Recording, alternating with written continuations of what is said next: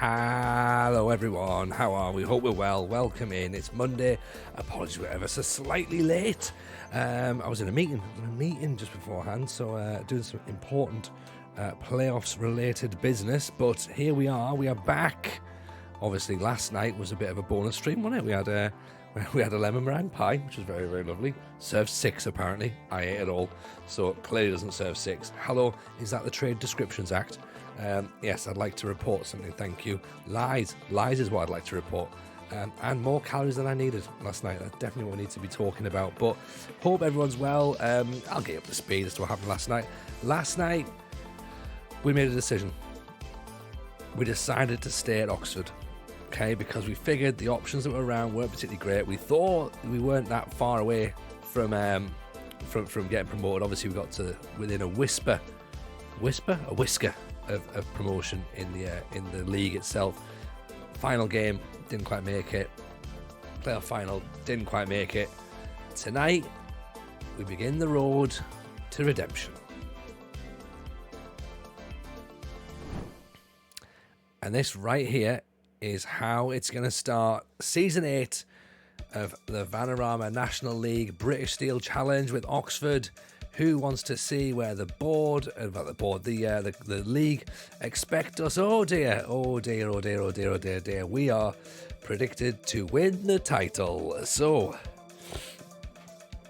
pressure. We had 6 servings of lemon pie last night. Who is having 6 servings of pressure to win the title? We are apparently 11-8 favourites to win the Vanarama National. Look at the team, the Dream 11, okay.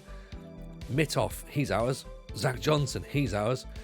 Oliver Casey, he's ours. Riley Towler, he's ours.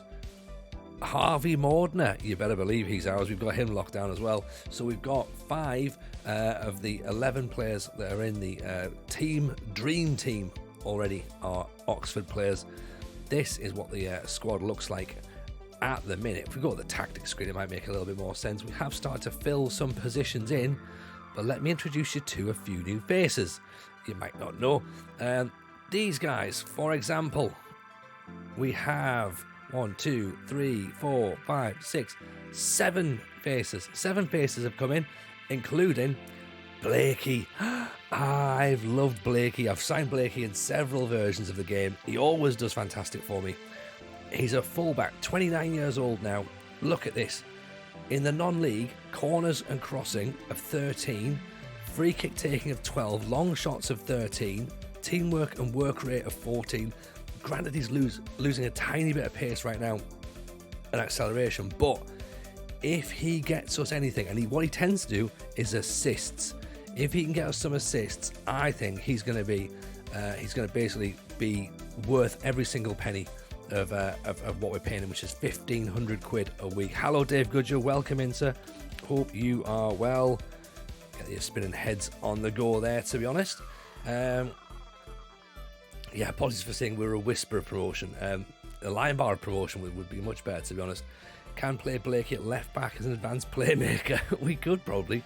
We could certainly play him as a wide playmaker, maybe, if we move him up there as well. Yes, Lou, we'll talk a little bit about Sunderland's new signing in a second. Dave Goodger's actually in the chat. He can probably give us a little bit more understanding as to a little bit about him. Hello, Norwegian boy. Got Kvelt. Hope you're well. Welcome in. We've also signed Rio. Remember him from last year when we were at... was it? I think it was Brackley we had him. I don't think we had him at York, but I think it was Brackley.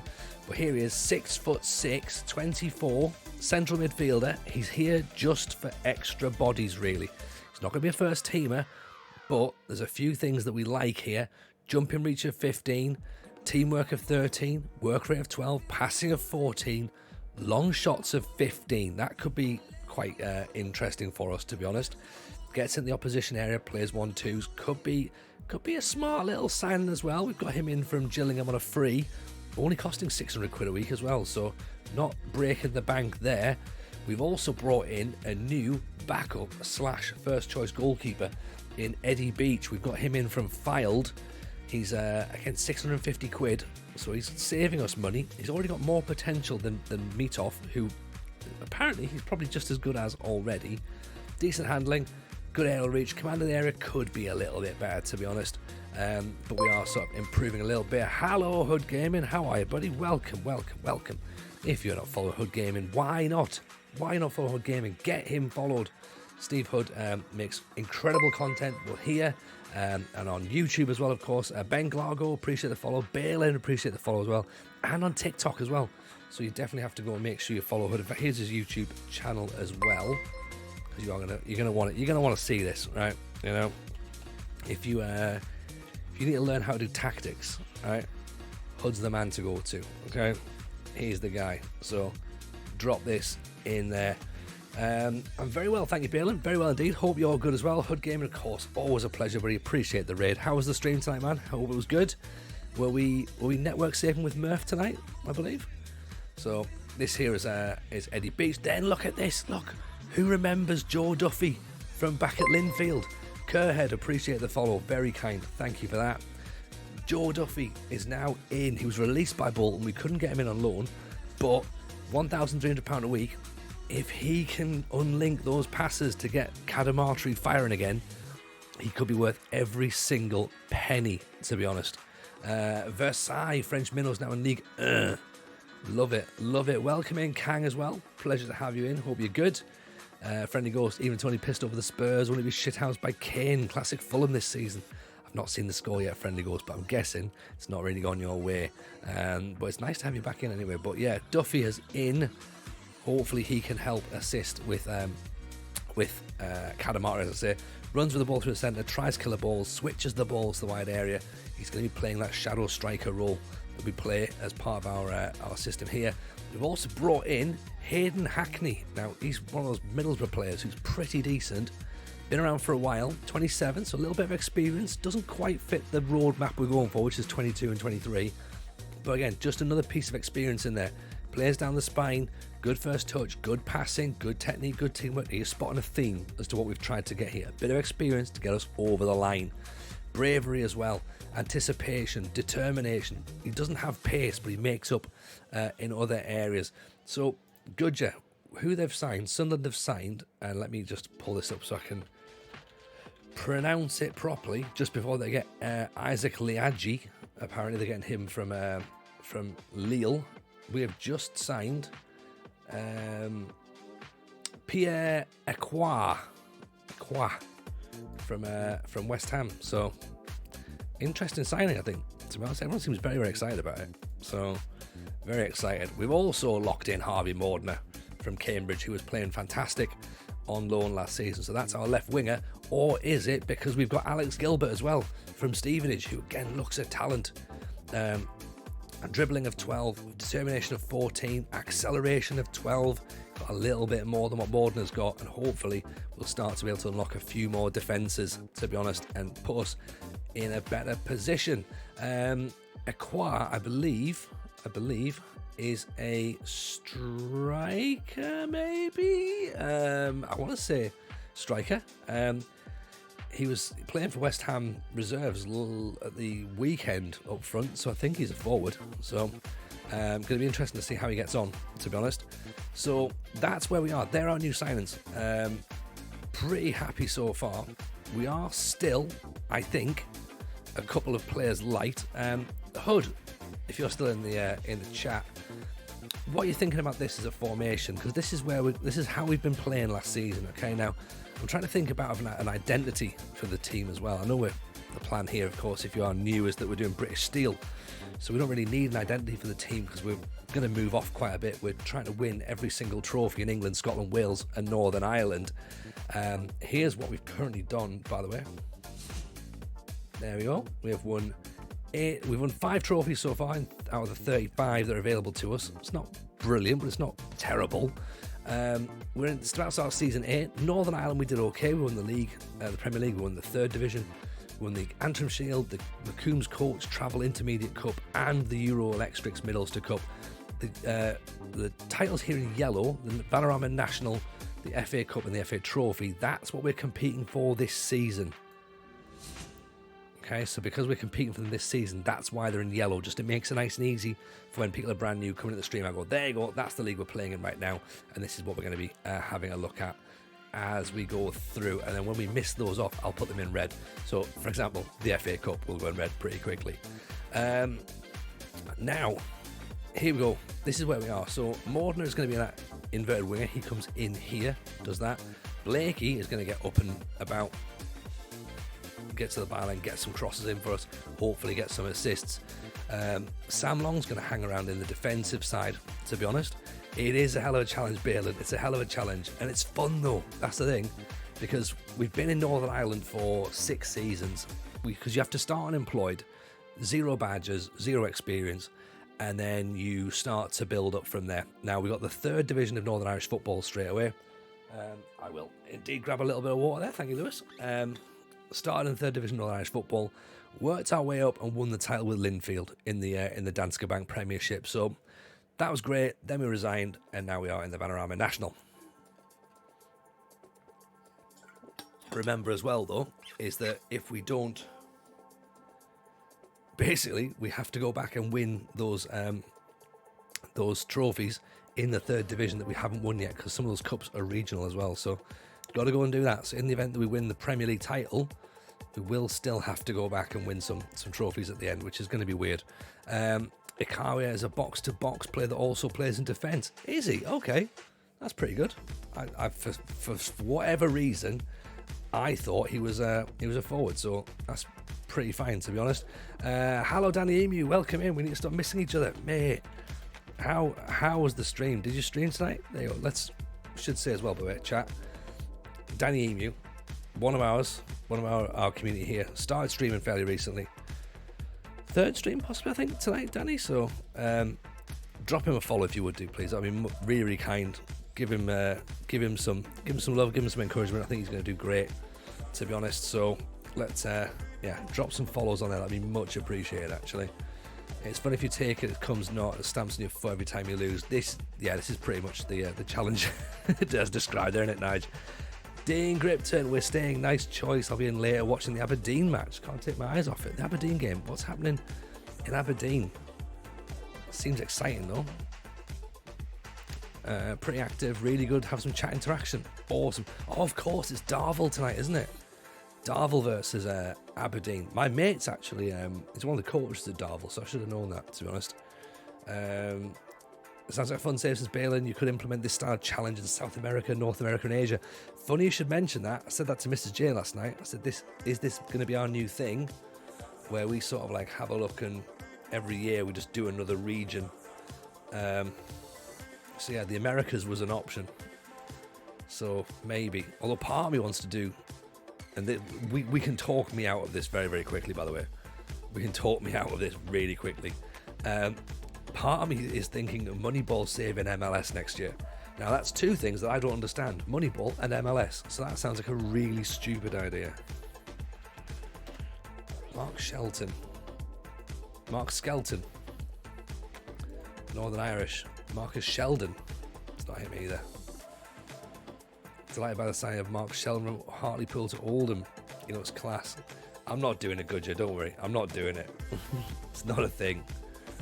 Leighton Orient of Silent Miles, Leesburn. Yeah, it sounds like a worse idea than the British Steel Challenge, and this sounds like a bad enough idea, right? So, yeah, I'm not doing that. Don't worry. Even I know that sounds like a stupid idea. What I might end up doing, and let's face it, it is possible that it'll happen, is I might just end up doing this again. Because let's face it, we ain't going to finish it this year, are we? To be honest. It's not a gripping idea. What it is, Balin, is it's watching a streamer unravel right before your very eyes and have a breakdown. Sounds horrific, doesn't it? Did we find a striker yet? Not yet, Dutch. Not yet. That's what's on the plan tonight. Get another forward, because I can't believe I'm about to say this. I think we have to move Bailey Kadamari to the second choice striker. We need a better striker than Kadamari. He's good. Don't get me wrong. He's good. But I don't think he's good enough for what we want going forward. Thomas Walker, we looked at last night. We were thinking about him. We put a bid in for him, and then we looked at his first touch of 9, his concentration of 5. His finishing 16. His off the ball's 13 though. His acceleration's 13. You know, that's not a bad player. He's going to cost 11 grand.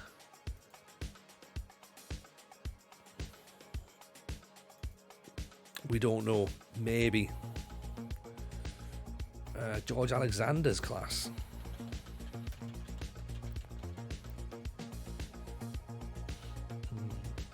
I've spelled George wrong. Who was it that was against Walker last night?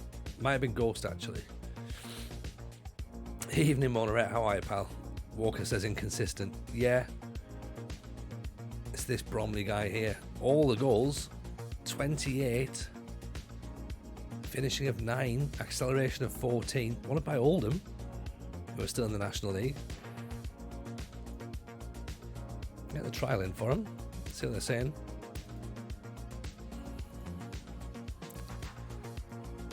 He's inconsistent. He is 20, that's the thing. 22, sorry. Poor intelligence, doesn't enjoy big games as well. It's not quite the. It's not shouting out, is it? You know, that's what we need to think. So, what we have to look for now is what is going to be that position. We missed out on this guy. We missed out on Will Dixon. He was the player that we thought, right, let's get him in. I got rid of that twat in the team in the end. Tony sold him for the first bit that came in. Oh, brilliant. Excellent. Glad to hear that. There was a slight issue last night with a player in Friendly Ghosts team. Once we did a bit of digging, we just went, oh, no, he's a wrong un. Let's get rid. So, yeah, good to hear that he's gone.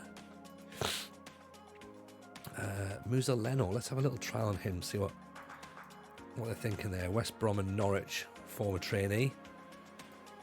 Adao Chio, who didn't get in there. Downs doesn't have finishing.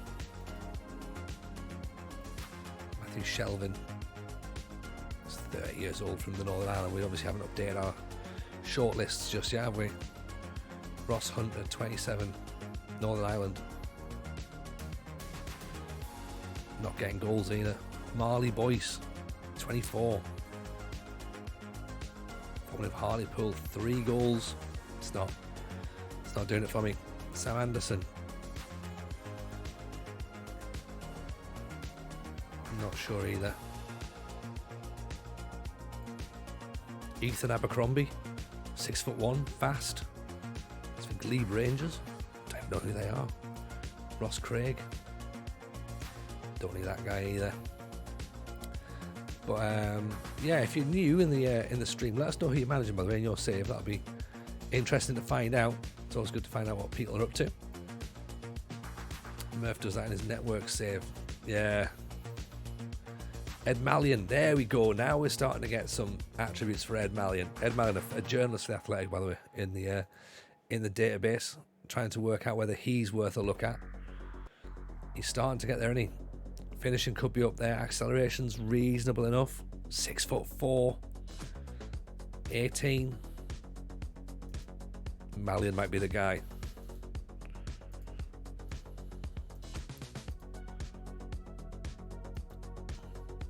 Fringe players. Fine, got them in. Let's see what they can do in terms of pre-season though.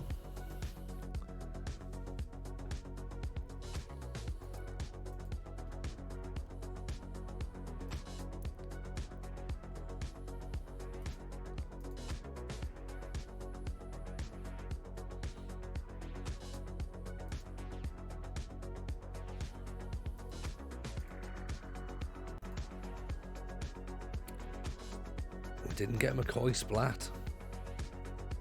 Interesting. Is Joey Dawson any good? I'm not sure actually. Where's he play?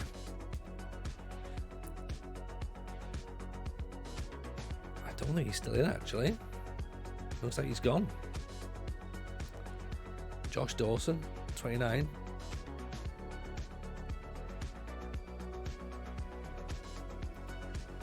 Yeah, no good I'm afraid. So friendly's coming up. If Alexander scores, sign him. This Mallion, rangy striker. Signs of a quality, early signs of a quality signing for the future. last season he had 3 shots on target. There we go.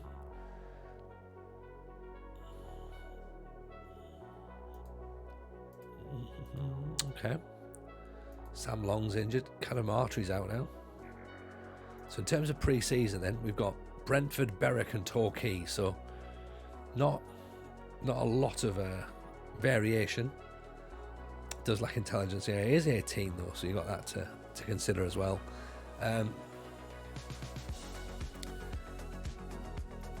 As we know though, the expectation for the team is to try and sign younger players, 22, 23, 24.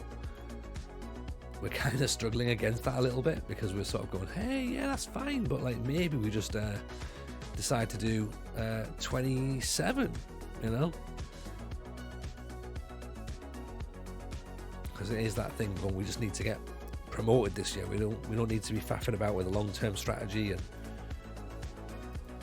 you know, it would be nice, but I don't think we've got the time for that. I'm not sure that this is the right team to be doing a long-term build with.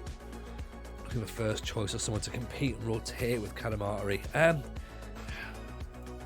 I think, if I'm honest, we need someone better than Callum Artery. Like, Callum Artery is good. I think we need someone who's very good. I don't know who that is. I don't know how we get that at this level. We might not be able to get them at this level. It'll be a loan from the Premier League, that's for certain. If we can do something like that. Donald McDonald. Why have we not gone in for Donald McDonald before? We've got too many midfielders at this point now. Who did Oldham sign on the news tab?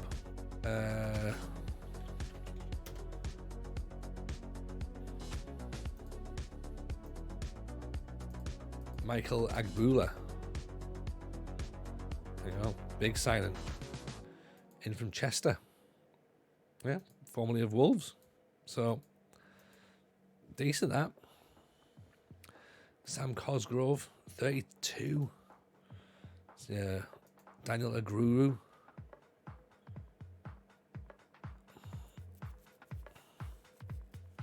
He's got a very good first touch. Did we scout him? Let's find out a bit about him. Sorry I'm late. I was watching Callum's stream. Don't worry, Thomas. No, don't have to apologise for being late for watching someone else. That's completely fine. Welcome in, by the way. It's nice to have you. Nice to have you here. How is Callum? Is he having a lovely time? That's what we hope, isn't it? We all hope that Callum's having a lovely time on his stream. Green's laid. What role am I looking for them to play? So at the minute, the role in the tactic is a poacher, but I think we could have an AF or we could have a PF, really. And I think it would work with the tactic because obviously got the shadow striker just behind. So I don't see it being too much of an issue. Having someone who can sort of like work the channels. Joe Musa. What's he saying there? From Everton. Overton is another option. What, the guy from Nuneaton Borough? Playing advance forward, target forward, yeah. See, Overton got a lot of goals, but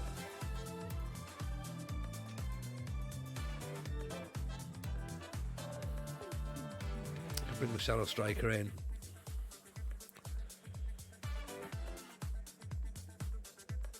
You could be right. 40 grand's not 40 grand's not undoable.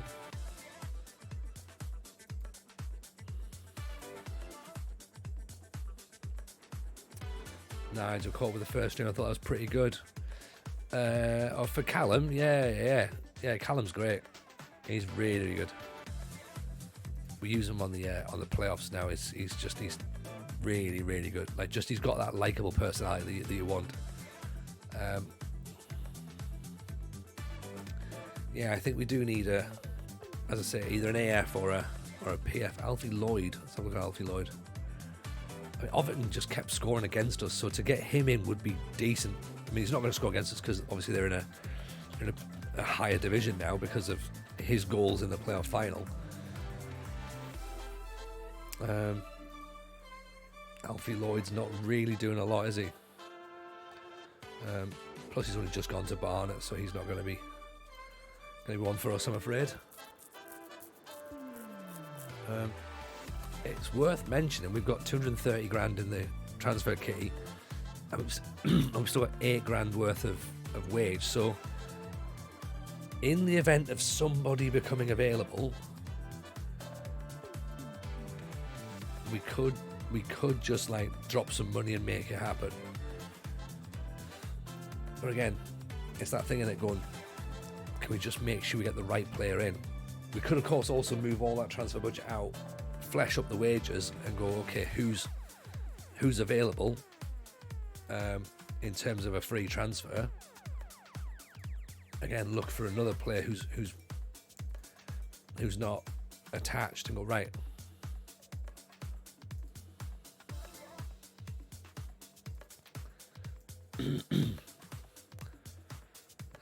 Charlie Manners, for example, there,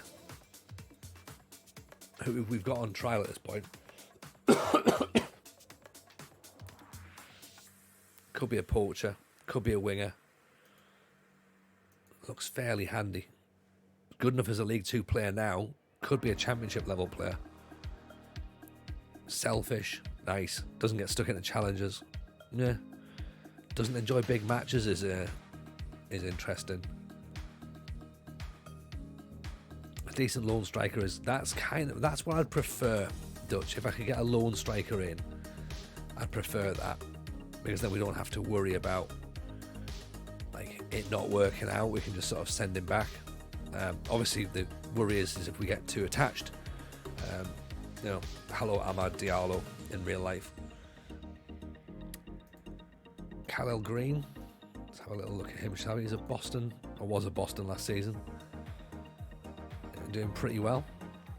SJB Gaming in with a prime 3 months. Thank you very much for that. That's very kind of you.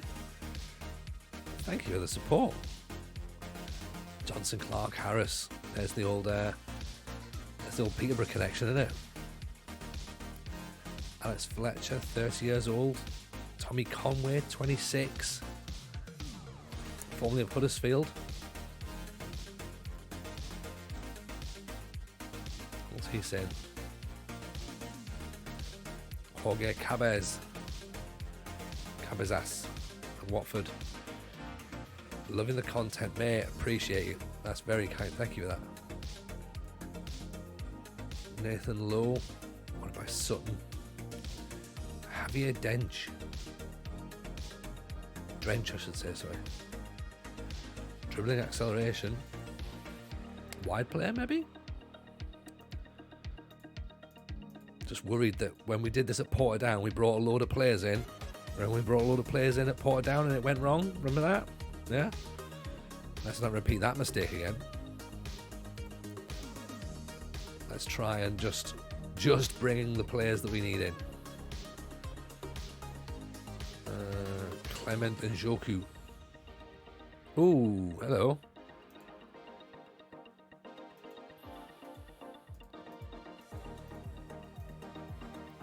Yes, Darwin. Aberdeen are knocked out.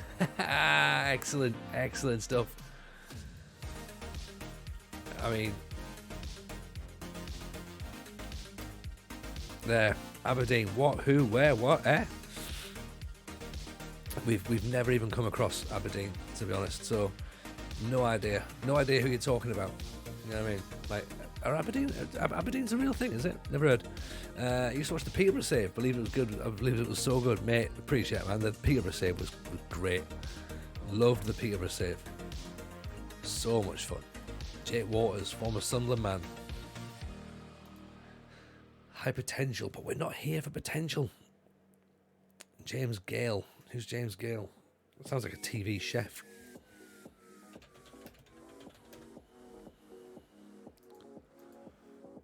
(27), 6'5", Peterborough Sports. Not really got much acceleration, not got great finishing. Not really scoring goals either, to be honest. One club champ. Yes, man. How are you, buddy? Mate, appreciated you being in here. Pleasure to raid into you last night, by the way, for a third stream. That was looking slick, buddy. Really, really slick. Nice to have you in. Yeah, go and follow One Club Champ as well, by the way, everyone. We raided into him last night, and his setup's very good, lovely bloke, by the way. So go and say hello to him, drop him some love. Keep your eyes out for him. Plays the way we play as well, like right down in the depths of Sweden. Loving it. Absolutely loving it. McFly Shaw's in as well. Hello, pal. Welcome in. Hope you're well, buddy. Not seen you out for a while. Nice to have you back in. That's right. Tilly, the big man in the 424. Loved it, didn't he? Absolutely loved it. He looks a player as well, mind. We're just trying to get our Oxford side rebuilt to go again. Because the thing is, we bottled the title on the last day of the season last year, and we then got to the playoff final and lost that as well. So, bit of a shame. Make sure you don't send too many strikers on trial. Yeah, we're just gonna get a few more on there and see what's happening. But someone like Devon White. Streams are normally generally too late. I think they're a little bit, aren't they? Devon White's not anymore, I'm afraid. Do you have a giant up front? We're trying to get someone. We're trying to get a giant. We've got Bailey Kadamari at the minute, champ. We've had Kyle Hewlin previously when we were in Northern Ireland. Had him. But at the minute, this is how we play right now. So we play with a poacher, but I think maybe we try and push him out as a pressing forward, possibly. But that's our system at the minute. Keep the ball on the ground, believe it or not, these days. Try and actually play football, which is very, very unfamiliar to how we normally set up. But this is what we've got. So, Bale, can I ask what got you into FM content creation and fave save? Oof, I mean, that's all the questions. So, what got me into FM in the first place? Basically, I played video games. I played management simulations before even Champ Manager came out. So I was like proper OG. I was playing back in the days of like the BBC Acorn computer, the BBC Micro, things like Kevin Tom Football Manager and Tracksuit Manager and things like that. So playing those sorts of games. This came out on the Amiga, and it was like, yeah, we've got to get that. Got to get that. Tracksuit Manager, yeah. Like, we've got to do it. Had to do it. This came out, we're like, right, let's have it. And yeah, it was just one of those things. Like, yep, get it sorted, straight in. And it's just fell in love from there. To be honest, I just couldn't say anything else. Just like that, got to get it done. Then like, here we are. 30 years later, still playing, still giving it a go. What got us into content creation? Pandemic, is the answer. Obviously, I was working as a stand-up, as a comedian. Did a show about Football Manager, which quite a few people saw, which was quite good. And then we wanted to sort of like, the pandemic happened, and it was like, all right, what do we do now? And I thought, well, we might as well just, we started the podcast. That was cool. Did that, and then started making bits of YouTube videos, which, to be fair, I need to do better at getting YouTube working. For me, I need to work out how to make some decent content for there. And like, the more I thought about it, the more I was like, you know what, I quite fancy the idea of streaming. And Mrs. J was like, look, if you want to give it a go, fine, give it a go, but we'll get you a no, I'm not starting Alexander, because he's not going to be. I don't think Alexander's going to be the guy to lead the line, to be honest. I don't think we're going to sign him. He's 18 years old. Sorry, 18. He's 28 years old. He's quick. Yeah, Give him a go. And then I don't think we're going to sign him. I think I'd rather sign someone like Charlie Manners. I think he's a better player at 24.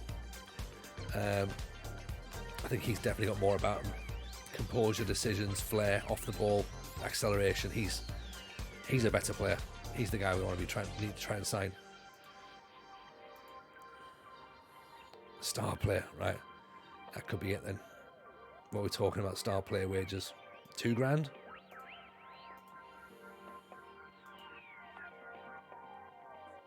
Could be a thing.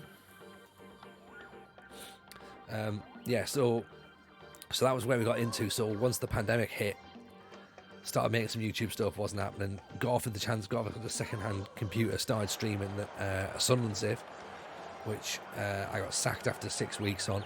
And then I got into Hello Kev, how are you, pal? Very happy to see you. So a big shout, of course, for the United City FM. Make sure you follow this guy as well, the nicest man in the FM community. Got sacked at Sunderland, took over Peterborough, and that's when we fell in love with streaming. To be honest, we had just like an amazing save there. It was up there with my Blythe Spartan save, which I guess is kind of the save that I'm sort of known for, really. But yeah, I think the Peterborough save is the one that's probably defined me as a creator, I suppose, because it created all of this. Like, it was the start of us building a community here. I think this will become the biggest save. But yeah, the Peterborough one was just fantastic, to be honest. And it's just been great. It's been really, really cool meeting like loads of nice people, new people, lots of like-minded individuals who are doing the same sort of thing, and yeah, it's just been really, really fun, really fun. Saw there CT from the Hood Raid, one of his mods, just want to say I own a Commodore 64 and a ZX Spectrum Plus 2. You know what? That is incredible. If you've still got those things now, it's elite level, especially if they're originals as well. Like, amazing. I saw that they're doing reissues. Riverside's got his ZX81 somewhere. They do reissues now, don't they, of Commodore 16s and stuff, and it's like, I can't. I've got to leave it in the past. I can't go and get another Commodore 64 because it'll ruin the memories for me. You know. Offer still there for helping with YouTube. Yes, I'll definitely follow up on that with Clive actually, because I've got a few ideas I need to run past you. So let's have that conversation. Let's try and get that all sorted out. I'm starting to get a bit of a backlog, to be honest. For example, we are currently on season 8. We're about to start season 8 here, and the last video I put out was the end of season 2. So we're quite with an effort. Also, interestingly enough, by the way, Brentford have got Running and Jurgensen playing for them as well. So the wonderful oddball club player. So very excited about that. 38 minutes in, 0-0. Obviously, this is where they score to make it 1-0. But for the minute, it's 0-0. Saved by Beach. Bale and Dad's got an Amstrad CPC 464 and 2 Amiga 500s in the loft. Now, this is the thing as well. And Kev, you're in the chat. You're a man of my age. It's when you listen to people in the chat, my dad's got an Amiga. You're sort of going, I should have an Amiga. That's the computer I worked at. I'm going, shit, I'm dad age. Obviously I am a dad now, but like realizing that, yeah, this is proper dad age conversations. Like, I've just got my sons into. We've got like one of those mini SNES, mini NESs. Oh, hang on, Alexander's through. Oh, there you go, Lewis. There's your goal. There's your goal for George Alexander. You can have that. You can have that one. Yeah, don't worry, Barton. This is just this is pre-season friendly.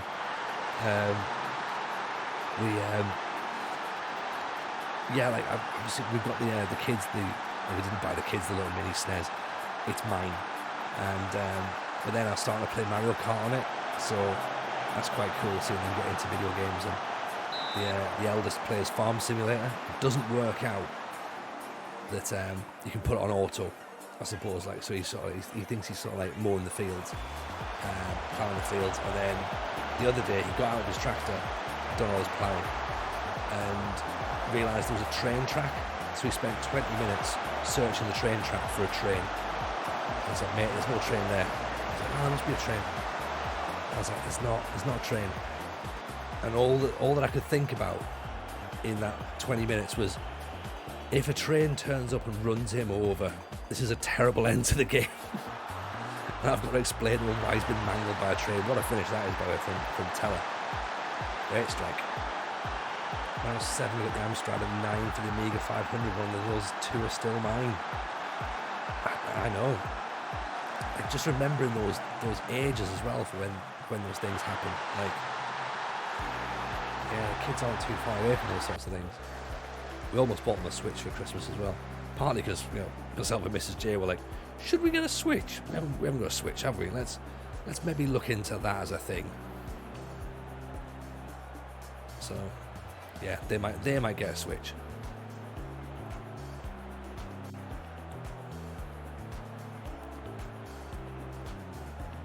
I don't think 1-1 against Brentford's the worst result, even in a friendly. Take that. Take it all day.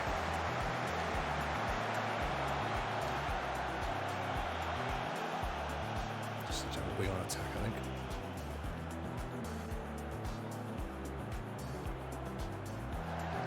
There's Manners. Back inside of Maguire. In it. You ever went on a cup run or won it? Jack Kurt Brightall is asking. In what save, Jack? We went to so we've won several cups so far with in Northern Ireland. We got to the playoff final last night with a couple of nights ago with Oxford. Sadly lost out with that, but we have been on cup runs before on various of the parts of saves and different teams, but not with Oxford yet, to be honest.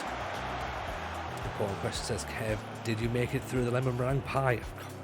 Kev, of course I did. Of course I did. I'm not some sort of lemon meringue pie quitter, am I? Made sure I got through the whole lot. Absolutely I did. Sadly I did not go to the gym to burn it off today, which is what I should have done. Still trying to get over the tail end of that chest infection.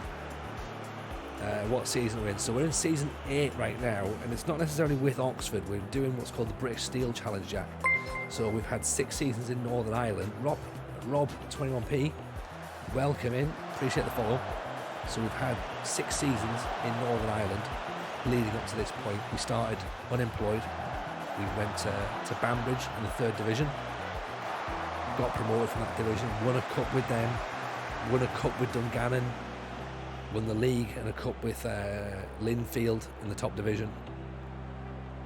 Then of course left and came here because the save plan is to win everything, all leagues, all cups in England, Scotland, Wales and Northern Ireland. So there's still some trophies left to win in England, but we in Northern Ireland, sorry, still some trophies left there, but let's get as much as we can in England done, or move off to warmer climes. So we'll see how we get on. Inky, welcome in, pal. Nice to see you. Look at that diving header, clearance. It's a ridiculous challenge, Jack. It's ridiculous. I penciled in originally. I was like, 50 seasons we should be able to get this done. We're currently in season 8, and I've won 5 trophies out of 35. Starting to think that maybe 50 might not be enough to do this. So we'll see how far we get on. But in terms of a pre-season, though, I'll tell you that 1-1 decent.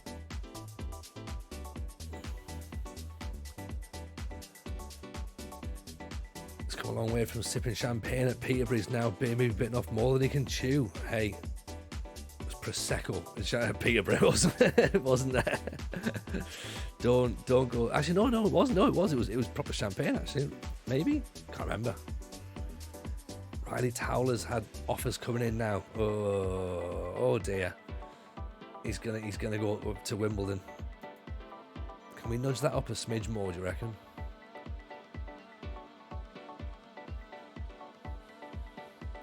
He's got a release clause of 220 grand. There we go. Let's do that.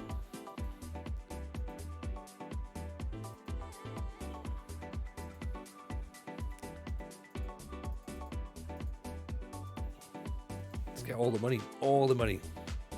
There's mini champagne. Oh, it might have been actually. Yes. The little ones. Yes, that's right. Might have been that. Yeah, those were the days. Those were the days. Been and gone now, isn't it? Different world. Here we are. About to play Berwick Rangers away from home with Oxford. Then away to Torquay and then into the league campaign. You know, Frankie Maguire at Bromley. Nice. I mean, judging by last season, Lewis, stick him on penalties. 15 penalties last season. 15.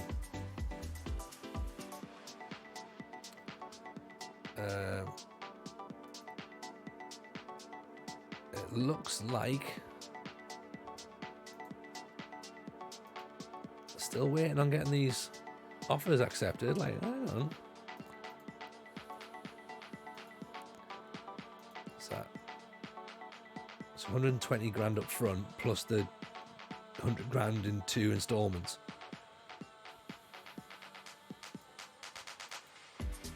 Maybe come and settle if he isn't allowed. It's not a full 220 though, is it? Oh yeah, Bio's decent. Bio's decent, to be honest. He's normally pretty good, isn't he, on the game? Now, 6'5", 27 years old. Still looks handy.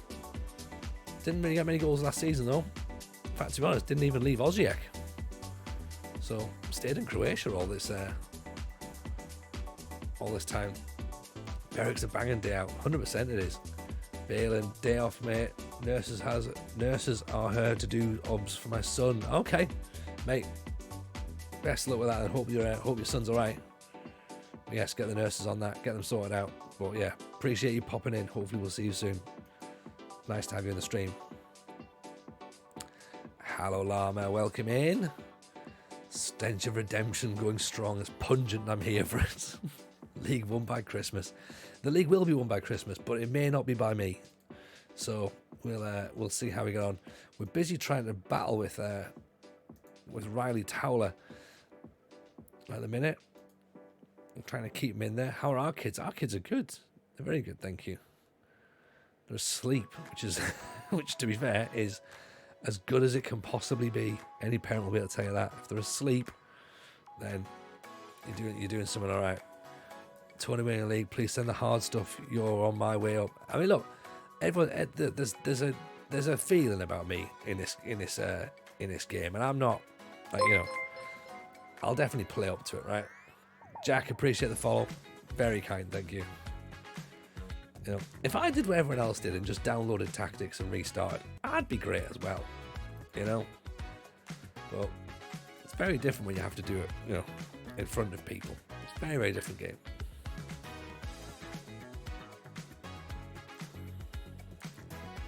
Not as bad as we make out. Exactly.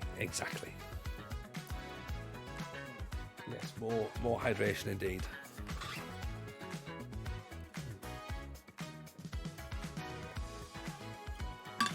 Throwing truth bombs. 100% United City. Yeah.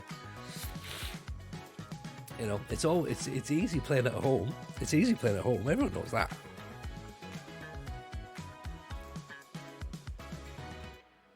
You know, I don't bring in prime expensive stuff. That, well, yeah. That's the thing. I mean, if you're paying £100 a bottle, that's you're gonna be getting those hydrates through. Rogie would have cost me thousands. The amount of hydrates he put in the chat the other day, oof, couldn't be getting through that. Shopping Gates had selling it for £7. I mean, look, at the end of the day, I don't understand why people are making such a big fuss about it in terms of, you know, it's, you know, people are overpriced and stuff. Yes, they will do, obviously, but at the end of the day, it's supply and demand. Like, you gotta think there's people now, like, you know, the KSI and Logan Paul and that, they're making, it's all, you know, they've created a product that people want to buy. Like, look at marketing all through the years. People queuing up for iPhones, people queuing up for PS5s, you know. And then everyone's now surprised when it's like, oh God, I can't believe that there's these kids are wanting to buy this drink. Yeah, of course they are, because the marketing of it is apparently it's a good thing. So of course the kids want to be involved in it. Like, that's what happens, you know. Mad how PS5s are still so low in stock. Buzzed, I prefer Xbox. Yeah, I mean, yeah. Again, there's that, isn't it? Like, it's all, but again, it all creates hype. Like, you see people queuing for iPhones, and then they're the same people that are getting their pants in a twist, being like, "Oh, I can't believe these people are queuing up for bottles of Prime." And it's like, yeah, but for them, that's the same thing. How much can we get Jaden Williams for, do you reckon? 60 grand?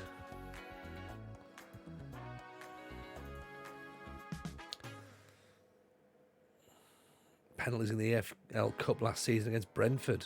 Nice, Jack. Well played. Well played.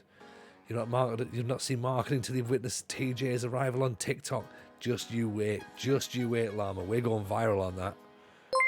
We are going viral. We're gonna break the internet, aren't we? Finn Scott, appreciate the follow. Very kind.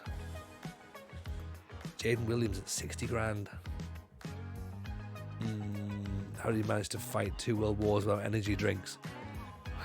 This is the thing. We'd have, the wars would have been over quicker if people had energy drinks, maybe. Just saying, or proper hydration. Dread to see what happens when Tony goes live on TikTok. It's just going to be this. There's a way. I think I need to do some stuff on TikTok first in order for it to happen. But you just stream the same thing. Like, that's all you do. I'll post the videos that people like, and then there you go. Away we go. I've seen some madness on there. I mean, I'm not going to put deliberate madness on just for the sake of it, I'm ready. We'll start an influencers ranch in the States and record TikToks all day, shoot guns all night. There you go. See? Got it planned. Me and Llama are going to be billionaires. It's going to be brilliant. Mossio Shiloh, welcome in. Appreciate your follow. I know you're not going to think the comments on live is going to be quite toxic. Yeah, probably. It's the same as anything, really. Like, you put yourself out here. Even here, there's like it's not. It's regulated to it in a sense. We've got mods and stuff, but you can't really you can't really work out who's going to come in the chat. You know what I mean? There's going to be some idiots. At the end of the day, very rarely see hate comments. Yeah, that's true. I think we're good. We're very good here. But there's always that potential. There is always that potential. Moisey, welcome in. Hello, mate. Nice to have you in. Hope you're well.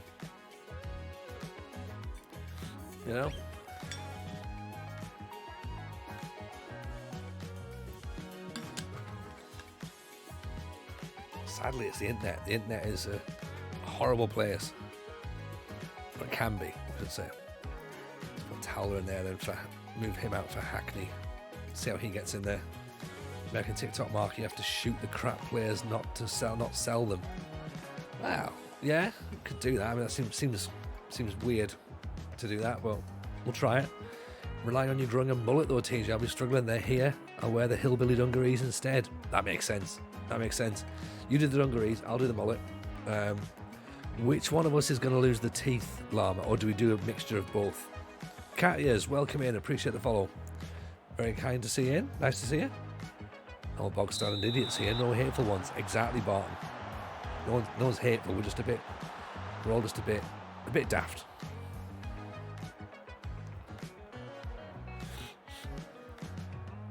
I mean, remember, of course, we had a stream a couple of weeks ago where I was busy trying to work out where we could actually manage, because couldn't manage on sea, couldn't manage on land. We ended up managing on the moon at one point.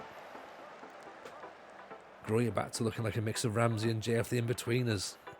Could do. Take some time to do that, though. I had a lot of time in the morning to do 3 haircuts at once.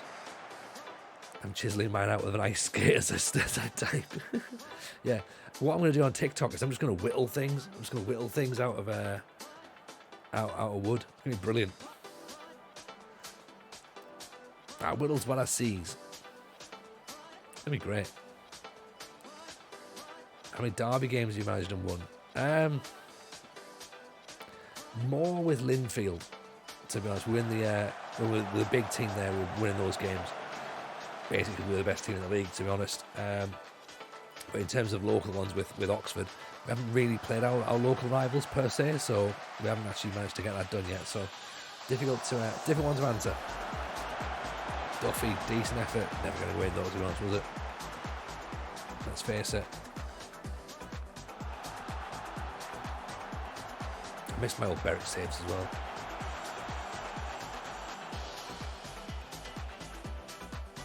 Right, look at this, everyone. We're playing football. Who would have thought? Stupid, mad things. You've unlocked the trifle. Well played, Lewis. There was a question about desserts earlier, by the way, so see if I can get back to it. Find out what was happening.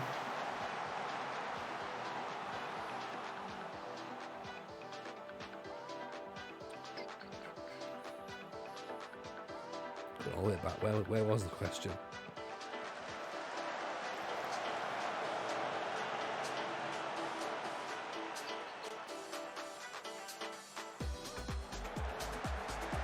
See it. Didn't come here to watch actual football being played. I know, McFly, so terribly sorry. I need to go back to 4-4-2 lump it ball, don't I?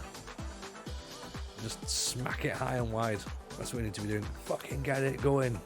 You know, that ball touches the floor, you're all coming off. Useless, the lot of yous. That's what we need to be doing. None of this. Oh, if you can just pass it short, you know, that'd be really nice. It's getting there, One Club Champ. It's getting there. The shape plays nicely, and I think it allows us a bit of freedom. But we just need to try and see who the right players are for next season. A nice little penalty there. Easy. Bring back Murder Ball. Oh. Murder Ball was great. Maguire straight down the middle. Loved him. Fancy formations in the lower leagues, says Monoret. Just won the Hampshire Senior League using an asymmetric setup with a shadow striker. I mean, we've got an asymmetric system and it works really well. And because of that, I don't really use it, because it then just becomes a bit like, oh, yeah, we know it's going to work, you know. So I don't use that. I'll use it for PvP. I've got a 4-3-1-2, which again I know works, but kind of try and twist that for PvP as well. So with this, it's like we started out 4-4-2. We then went to something similar to this in Banbridge, but not with a shadow strike. It was just an AMC. Great ball. Oh, needs to finish that. Then we went to we ended up with Linfield with a 4-2-3-1 gegenpress just to prove that it just works. Then we came to Oxford 4-4-2, and then we started to build this, and it was like, yeah, this sort of seems to be working for us. So each club we go into with a bit of an idea to play a slightly different way, but there is still trying to build a little bit of a kind of like familiarity and a bit of a philosophy coming through it. I guess the further we get in the save, the more we can kind of start implementing that, really. But at the minute, we're just trying to find out what works for us. And at the minute, this and Linfield have been the closest to actual football we've seen. So, yeah, it's interesting. Try my damnedest to come up with a new PvP tactic. Got the Super League qualifiers coming up, want to win at least one round. I mean, you know what you need to do. You know exactly what you need to do. PvP setup's not as complicated as it's made out to be seen. Like, I made it look really difficult when I first started, but it turns out the more I think about it, the more I look at it, I'm like, nah, it's fairly straightforward now. Great ball, and Manners has just got past. Hey, Jordan's talking, he'll get you 4. He might do.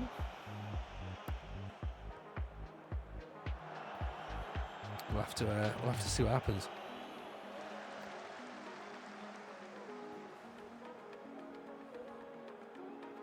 It's all about fitness at this point. We're not particularly fussed about the end product right now.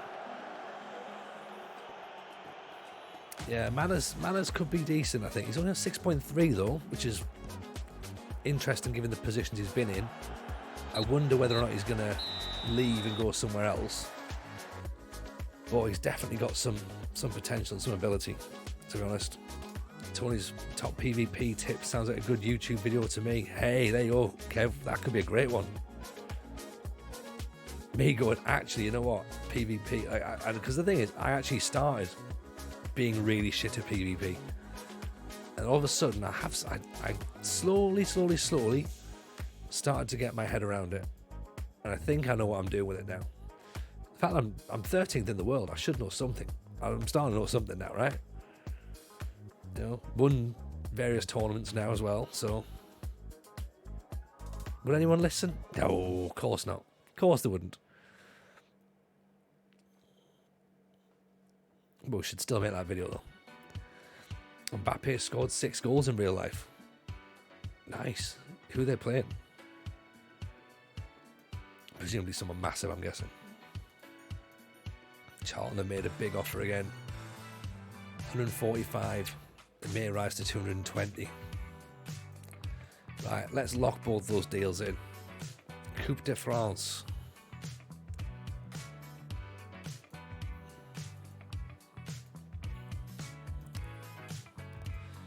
So, it's a shame when we're losing Towler. I don't think Rogi's going to be too happy, to be honest, to see him go, because he was a player that he recommended, absolutely. One club champ, Tony, I think we're going for a Wimbledon style. I wonder if you could win the top Swedish league. What would be your CM pairings for roles? For what? For like a sort for you, you're doing like a 4-2-4, aren't you? It depends where you're putting your players, because if you're doing your 4-2-4 and you're having your wide players up here, yeah, and you're keeping your DMs here. Bear in mind the match engine likes DMs this year round. A Volante is a lovely role this year. Like a Volante works really nicely. You can pair them with a ball in the midfield. You can pair them with a standard DM on defend. I like that because it gives you a bit of solidity and it gives you a bit of sort of like defensive stability. Plus the Volante, which let's be honest is just a box-to-box midfielder really with a fancy name, does all the hard work. And if you want to put them on to attack, then again there's a little bit more movement there as well. You could put your fullbacks bombing up. That obviously adds an extra bit as well, but I like that. Volante and DM is a good balance. Double Volante a bit too much. I don't know, it's too fancy. I just think that you lose something, really. If you're going to go double DM, I think you need to have 3 in the midfield. Like you need to have a triple midfield like that. Volante's either side, and then you can have your half-back or a DM there, and then just that allows them to do the movement. I think double DMs on their own, you're going to lack a bit of defensive cover, to be honest. So that's what I would say. Volante and DM, or just go double DM. Double DM's good. Yeah, get your DM to go in on the tackles, rough things up a little bit. 49ers weren't that convincing. I don't know, not convincing. They got the job done, which I guess that's what you need, really, isn't it? You just need the job done. To be honest, it was a hard game, a tough game against the Cowboys. We said it was going to be, didn't we? We said it was going to be a tough game, and I mean, Purdy, he's won 7 out of 7. He's not lost a game. He's 1 game away from the Super Bowl ring now, or one game away from getting into the Super Bowl. So momentum's there. You know, we've got another game to go now. Play that next match, see how that goes, and then go again. Everyone's doing their thing. The offense is playing great, the defense is playing great, and yeah, Purdy, couple of mistakes, couple of little bits of moments where you're sort of going, oh, there's a little bit of like inexperience showing, doesn't quite understand the game management side of things right just yet, but it's got the job done. You know, it's where it needs to be. Cowboys, we sat there going, oh, you know, they're not sat there going, ooh, they weren't that convincing. You know, the Cowboys are sat going, shit, we lost. Like, You know, that's what it needs to be at this part of the NFL season. The playoffs is just get the wins. That's all it is. Yeah, one more win, and then we're in the Super Bowl. Cowboys was going to be a tough game. The Niners match up better against the Eagles. I think so. I think we can get into the Eagles quarterback quicker. You know what I mean? That's the thing. I think we can get there. I think our defense is better than their offense. I think the Cowboys were there and sort of like they needed it. Do you know what I mean? Like, for them it was a huge moment because they've had a rough couple of years. Prescott, you know, a lot of expectation on him. Zeke, you know, they needed to do something. And are they going to do it next season? Probably not. So I think it's that thing of we just got, you know, went out, played our football, and you know, yeah, okay, you know, all field goals in the first half, but sometimes that's what you got to do. Just chip away at those field goals, get them in. Like, if there's a field goal and you've got Gold is about to take a kick, you might as well just put the points on the board. He doesn't even need to take the kick. He never misses. He just never misses. And then you throw into the mix Kittle, who Raggio and I were talking earlier this morning about how Kittle is 100% Hall of Fame worthy now. 100%. Deebo Samuel is becoming a top class wide receiver. Then you add McCaffrey into the mix. Like, where did that trade come from? People were thinking, like, and myself as well, going like, oh God, it's either going to be incredible or it's going to just blow up in everyone's face. He comes and he hits in and he just picks the playbook up straight away and runs just like McCaffrey from a couple of seasons ago. We are indeed sporting the Dunder Mifflin apparel tonight. Look at that. There you go, your friendly local paper supplier. So McCaffrey's in there. He's doing great bits. And then the defense is strong as it's ever been. Bosa, I mean, look, my favorite player is JJ Watt. Okay, he's the only player from a different team that I have a jersey of. Okay, I've got my Niners jerseys, I've got my Kaepernick one, and I've got my Navarro Bowman one, which ironically then left at the end of the season. I've got my JJ Watt Texans jersey, and I think Bosa is as close to JJ as we're going to get. Like, Aaron Donald, maybe. Again, he's incredible. But Bosa's just something else, and he leads that defensive line really well. Yeah, it's just great to watch. Right, look, last performance, last appearance for George Alexander. Okay, Leo Lewis. That's it, and then after that, no more. Okay, it's a friendly.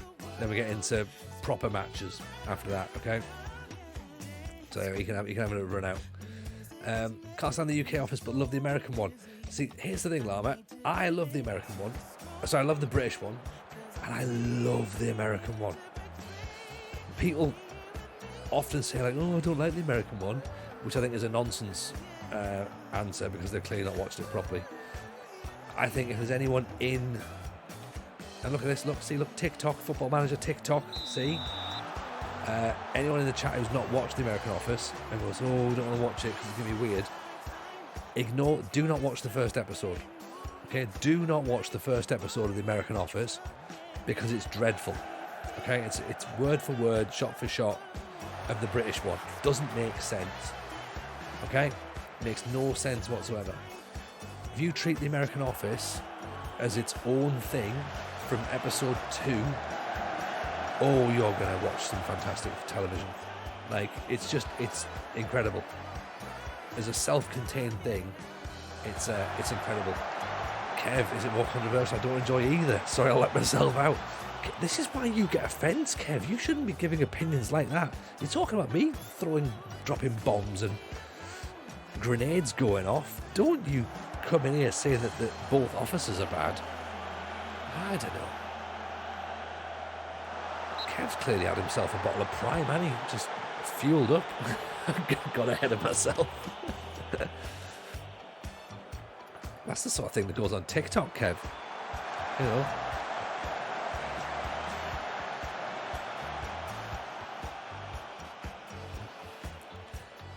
I mean, there's an interesting thing though. I've had a cake, I've had a sugar rush. That makes sense. Alexander with a scruffy goal for the Lewis. Very scruffy, but he gets it. So, where I am at though, is there's always going to be, people are going to sort of say, oh, you have to watch these programs, There's various stuff that I just don't get.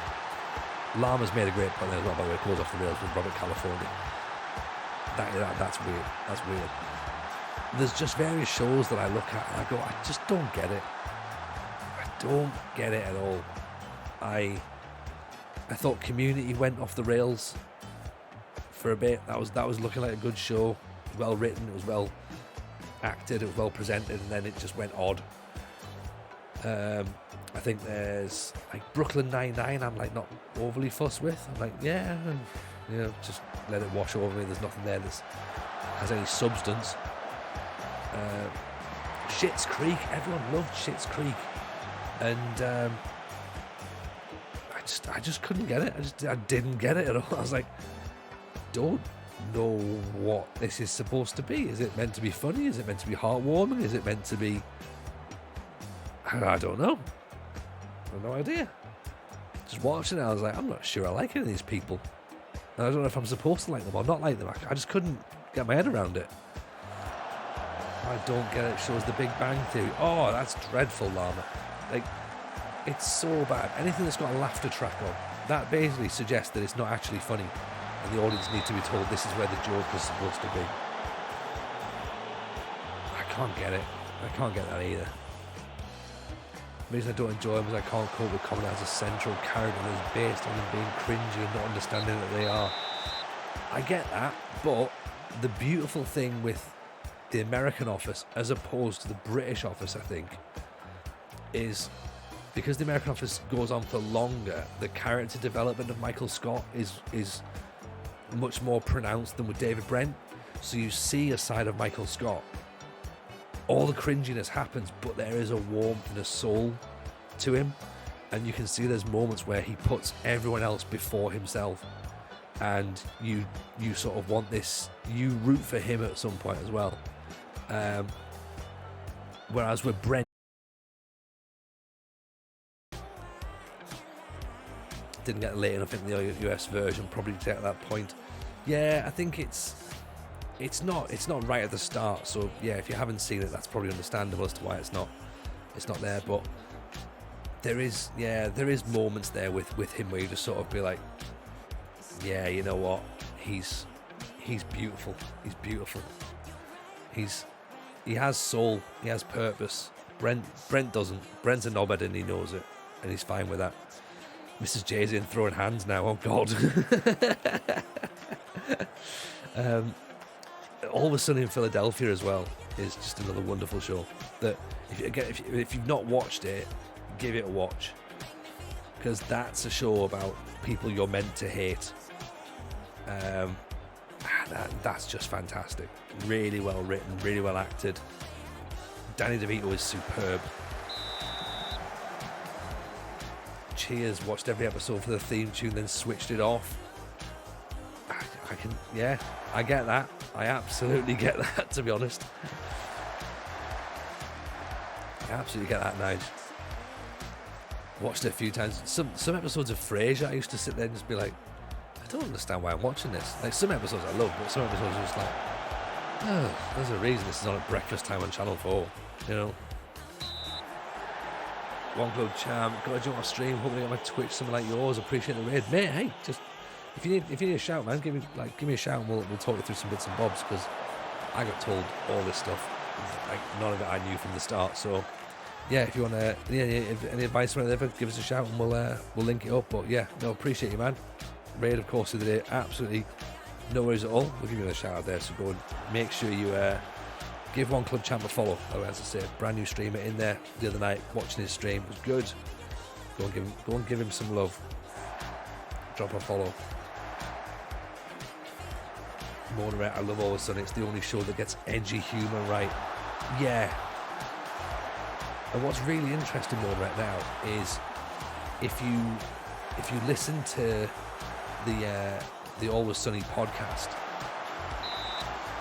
some of the edgy humour they really apologise for now, and they're like, oh yeah, like some of the words and the phraseology we were sort of saying obviously isn't acceptable now, but at the time we sort of thought it was okay. And they address some really serious issues, which you say there as well, more right? Like, it's not punching down. It's absolutely it's taking it to the right level. It's intelligent. There's I always remember the scene where they're talking about sort of is it taxes, and they're talking about taxes for the American football field. And like, I can't believe that our players are going to play on this like shit facilities, and they're like, yeah, well, who's going to pay for this? And it's like, well, I'm not paying for it. I'm not paying for that sort of thing. I've got enough money. And like, oh, yeah, but we can't just send our players out in this shitty field. They're going to injure themselves. Yeah, that's a good point actually, and it's great how it's sort of like I've not done the bit justice, but how they're sort of like playing off against the whole thing. Well, we want these services, but I'm not paying for. Who pays for that?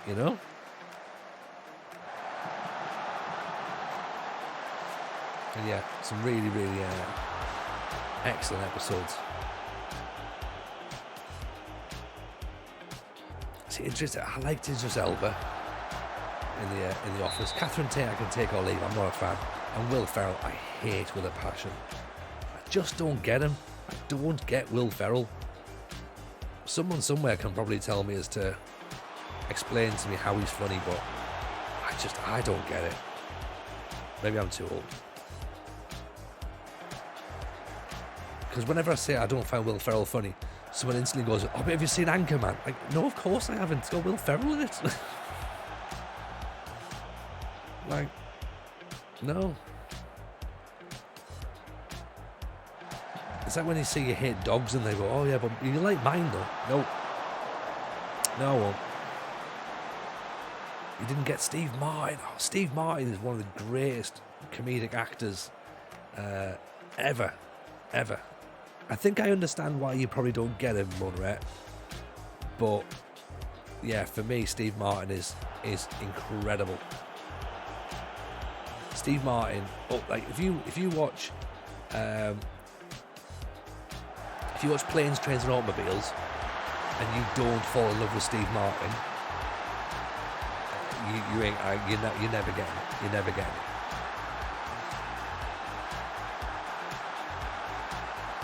One of the greatest. Yeah, well, for me, I can't say the greatest. Because the greatest comedian of all time is the greatest comedian actor of all time is Robert Williams. So, or John Candy. The greatest stand-up of all time is Billy Connolly. So, and Leslie Nielsen. So, see, there's a whole bunch of them. They all came out at the same time, all doing great stuff. Have you watched The Bunch of Amateurs, the Dorking documentary? If not, it's a watch on YouTube. I haven't actually. I'll have a look at that and see what we can do. But yeah, John Candy was superb. Again, Planes, Trains and Automobiles. Those two in that film is just incredible casting. Incredible casting. There's a thing I saw on Twitter over Christmas. And I maintain, and I know that it's a Thanksgiving film, right? But for me, Planes, Trains and Automobiles is the greatest Christmas movie of all time. Okay, take out Thanksgiving, right? But put that in there, right? Put the same context in, because for me, it's a film about rage, and rage is Christmas, right? There's a bit where Steve Martin is losing his shit. I think it's the airport, and he's swearing at the handler, and there's a video on Twitter of the actual script played out next to him performing this piece, and like, because of the amount of sort of like expletives in there, you go like, there's no way this has been written down. It's clearly been improvised, but it's not. It's perfectly scripted, and the performance is just so good. It's so good. Like, I mean, yeah, Steve Martin is like, yeah, he's Mount Rushmore, absolutely Mount Rushmore. You'd rank Steve Martin ahead of Robin Williams and John Candy. It depends on what day it is. Do you know what I mean? Like, I guess, you know, Steve Martin, yeah, maybe, but then John Candy was in Cool Runnings, so I don't know. Like, there's so much to sort of like to love about them all, that I just think that to say one's better than the other it's like sort of saying, you know, who's a better footballer, Messi and Maradona. They're both incredible. Let's just appreciate them both. You know, ultimately we know it's Messi. Dirty Rotten Scoundrels. Yes. I'm gonna have to go and watch a whole lot of films over the weekend now, aren't I? This is where we're getting to. And I don't see it as a worry. Bill Core.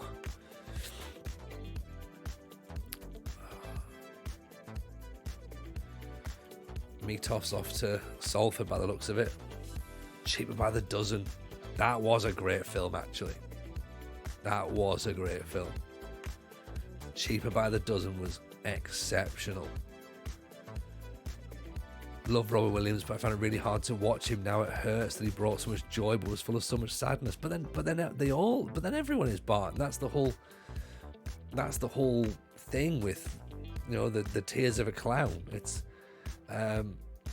It's why we're so open about it on the podcast and in this community as well, because obviously, you know, it's something that I've experienced myself and understand as a performer and as a comedian as well, to realize that, you know, your job is to make other people happy, and you forget that sometimes you have to make yourself happy, and it's really difficult. It's really difficult.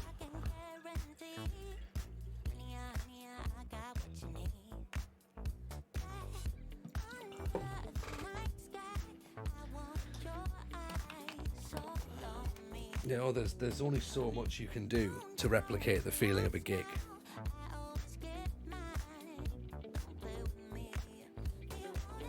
You know, and that sort of like that euphoria, that sort of that dopamine rush that you get, you know, from performing a show. It's why people turn to substance abuse. You know what I mean? Like it's musicians are the same. Like you're chasing that adrenaline, that high. I'm sure it was Bono's wife said that whenever he plays a show, like she just says, like, don't come home, you know, don't come home, book a hotel, play a show, book a hotel, do not come home, even if it's in Dublin, right? Do not come home. Yeah, because when you get home, all there is reality, and there's nothing of the show. So you come home and you're back there. You need to wind down. Like, as Kev's putting it here, you stream even for a couple of hours. Like, you get off, and it takes you a little bit of time to adjust to being off the stream. Like, you know, I can't just switch off the second that the camera goes off. I go downstairs and I have to chill for a little bit and sort of like trying to wind. But Kev's saying there, like, you know, you've been seen to be sorted without the issues caused because you're projecting a version of yourself as well. And that's why I say that streamings are harder than YouTube, because YouTube you can hide behind the mask because YouTube's only 10-20 minutes, whatever. Streaming is 3-4 hours, like, so it's impossible to have the mask up there for as long as it is. And that's why I always say, like, it's more difficult to hide as a streamer. You know, you can only ever see the truth, and it's good in a sense. You get to see the real person, but it's also difficult for us to sort of be like, right, how much of myself can I give? If you're not having a good day, how much can you give of yourself that day? And that's why people stress out and people worry and go like, oh, I can't stream today, I'm not in a good place. Like, okay, cool, that's not a problem at all. Not a problem at all. Like, look after yourself first. Don't feel pressured to do streams and stuff. But yeah, Zara says, yeah, but eventually you just need to be yourself. You do, you 100% do. Which is easy to say, it's tricky to work out. I remember when I first started stand-up, I was under the impression I had to be Tony Jameson, the comedian. And he was very different. He wasn't massively different from me. He was a bit more high status, I think, than I am. But it was me, but it was a heightened version of me. And I was like, I remember being on stage and I was sort of like, there was a distance between me and the audience, like a disconnect between me and the audience. And then I started hosting shows, comparing. And I felt I was Tony on stage. I felt I was a lot more me, a lot more personable. And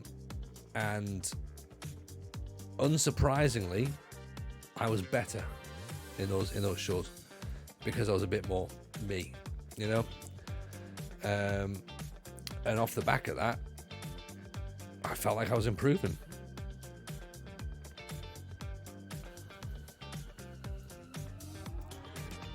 I'd be terrible as a streamer. I can only take my hat off to anyone doing it.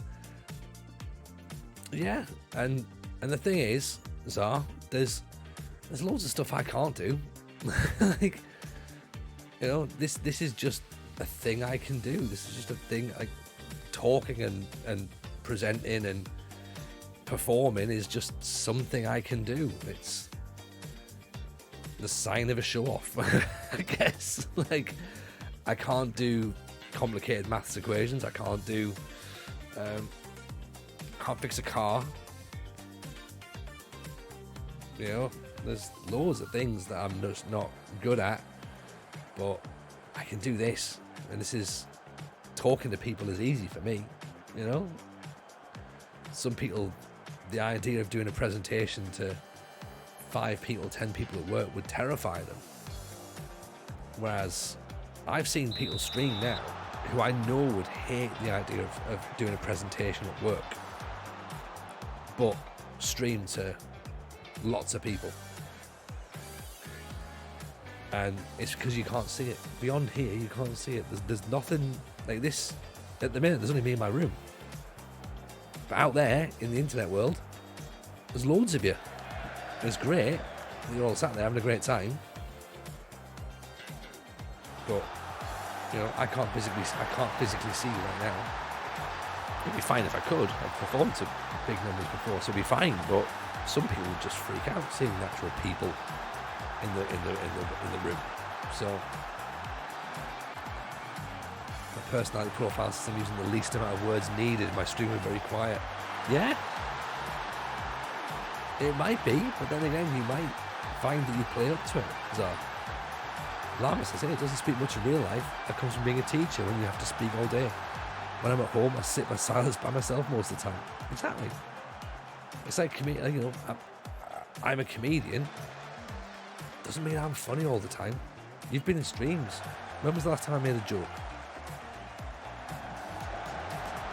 People expect you to be funny constantly. They expect you to be like cracking jokes left, right, and centre. Very rarely like that.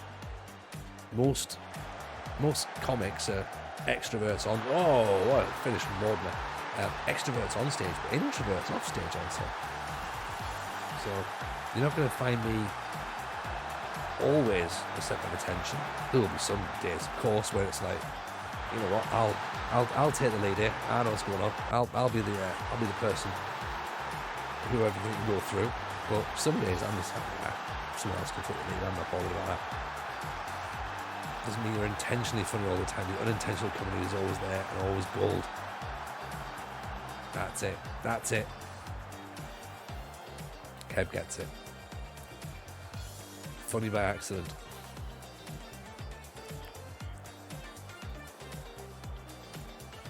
Always have an idea in my head, but if I put it on paper, I'm screwed. Can't always plan things. If I plan anything, I go all to pot, like a proper wing it kind of guy. I mean, I can relate to that. I'm sure it comes as no surprise that I'm a wing it kind of guy. Mrs. J is probably sat there screaming at her phone or TV or wherever she's watching on that right now, because when we planned the Edinburgh shows, right, these hour-long shows. But actually, let's dial it back. When I planned my first ever stand-up gig, 5 minutes of a stand-up gig, I wrote that 5-minute set about an hour before going on stage, an hour and a half before going on stage. Mrs. J was like, "Oh, what are you going to talk about? What's your jokes?" I was like, I don't know. I'll tell this story. It's probably funny. There might be something here, and then there'll be some bits I can probably just make up. And I got by. With 5 minutes. Then eventually I get to do 10 minutes, 20 minutes. Then when you get to do an hour for Edinburgh, which was like, you're going to have to write this out. I was like, I could do, or I could do it the day before. And I'm very much a day before kind of guy. And she hates it. Because the system works. That's the problem. The system works. I know when I'm under pressure, I perform best. And I come out fighting in gigs that I'm not meant to do well at. If you stick me on a show where I'm the worst act on there by a country mile, I will raise my game to the level of everyone else. And it's just that's what I'll do. Like I'll be on there. Like, I've been on bills with like proper superstar comedians, and I sort of went, right, I might as well just be as good as them then, because otherwise it's going to look really shit if I'm on stage. They're going to go, why is he here? You know? There you go, Mr. J, it's true. It's infuriating. You can pull a shot of your arse an hour before. Yeah. It's all about working efficiently, isn't it? Work efficiently. Don't work harder, work smarter. But ultimately, I would love to be able to sit down and plan stuff and be better at those sorts of things. Because I have no sense of fear. I have no sense of like, oh shit, this has to be done. And one day I will fall on my arse, and it'll be dreadful. I've had a couple of shows where it's like been horrific, and I just went, well, that doesn't feel good, but it hasn't stopped me doing the same thing again.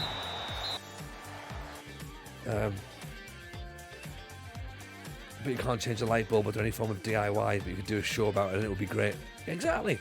Nobody wants to watch me change a light bulb, but God, you'd watch the show about it, wouldn't you? Have you heard Jameson's bit about changing a light bulb? Fantastic.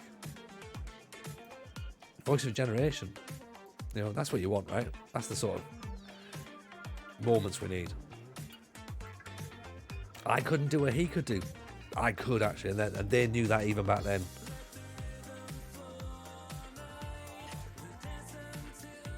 I mean, I would swap some jobs around the house for some. Yeah, alright, fair enough, yeah. That's the thing, like, if the microwave breaks down, there's no point in me telling jokes, is it? Like, just, oh, you've got a power cut, Tony. Yeah, it's fine, yeah, I'll just do new stuff. It'll be great.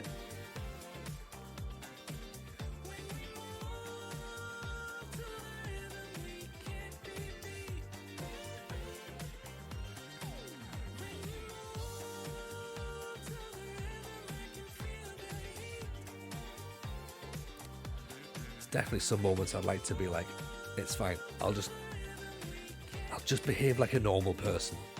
I'd like that. Don't learn to make the microwave, just put material together, do a gig and pay for a new one. Kev's on my wavelength, Mrs. J. I'm very much a case of, we can just buy a new one.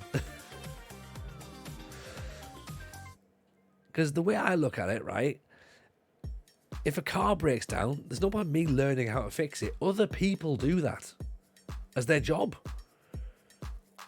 So I might as well let them fix it in the same way that if you wanted something funny doing, yeah, you could do it yourself, but it wouldn't be great. Get someone who knows what they're doing to do it. Then it'll be really good. Then everyone will have a nice time, rather than going, oh yeah, I tried to do something funny the other day because I've seen people do comedy and it looks easy, yeah? And then you watch people try it and you go, oh God, that's really difficult. You know? If I'm feeling arrogant on stage, when I'm feeling arrogant on stage, if there's a chatting to someone in the audience and they're being a bit shit, they're not giving me, they're trying to make jokes. You know the audiences where they try to make the jokes and you know it's not funny, but then they're just being knobheads, right? We have those from time to time. There's a lot of moments. There's moments where that happens and what they say doesn't get a laugh, and I have to stand there and I have to look them dead in the eye and go, "It's not as easy as I make it look, is it?" And you can just feel them just like go back in themselves, and it's like, yeah, it looks easy. It's not.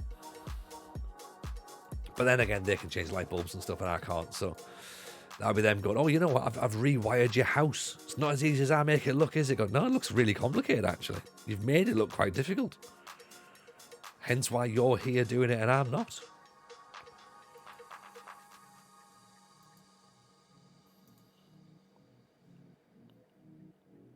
Frankie Ibram, 9 for acceleration.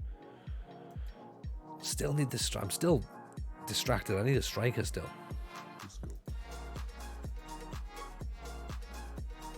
Microwave podcast, Mrs. J, you say? Okay. Now we're cooking. Let's get it done. Microwave Patreon.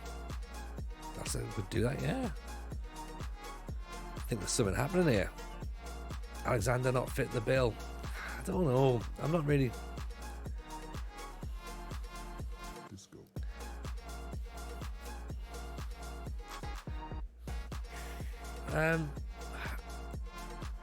I don't know if he's better than what we've got, personally. Is he better than Bailey? You would argue no, right? Bailey's better in the air. Bailey's better attacking. Bailey's got better vision. Alexander's quicker. Yeah? Bailey's more physical. Bailey's got similar mentals. Technically, Bailey's a better player, bar penalty taking and technique.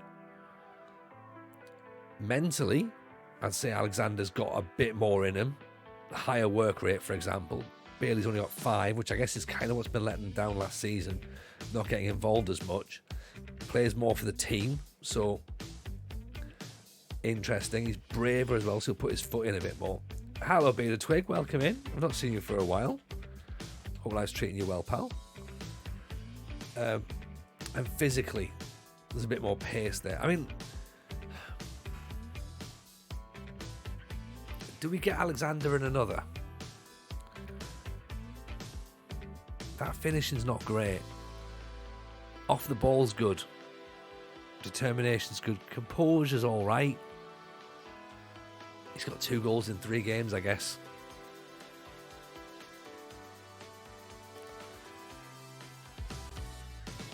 I need an out and out first choice striker.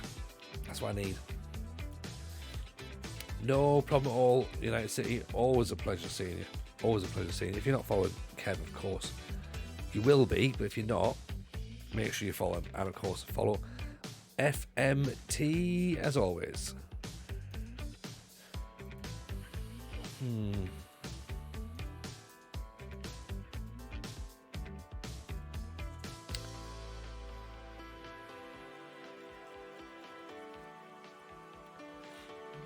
We've got 326 quid.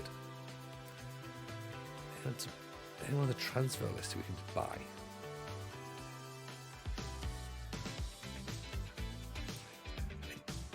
This guy, for example, his wages are astronomical, but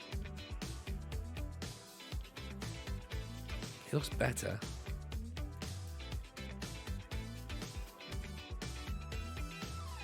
£190 grand. It's probably a bit more than we want to pay Kian Harrott.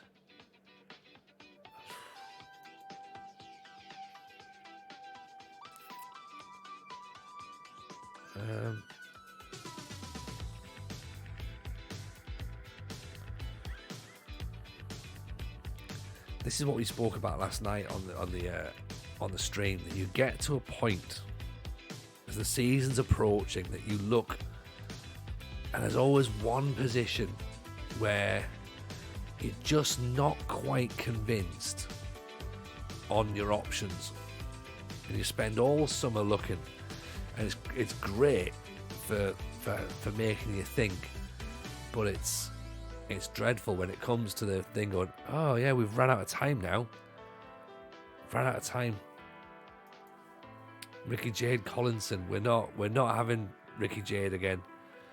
Who do we play if Bailey was injured? That's the problem. That's the problem. It's like if he gets injured, we're stuffed really.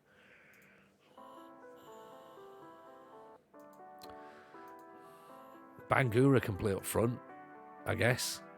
He's not much better either. 9 for finishing. Joe Duffy can play up front. He's got 11 for finishing.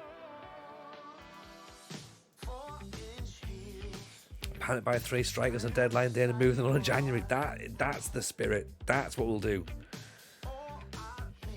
That seems to be the way, doesn't it?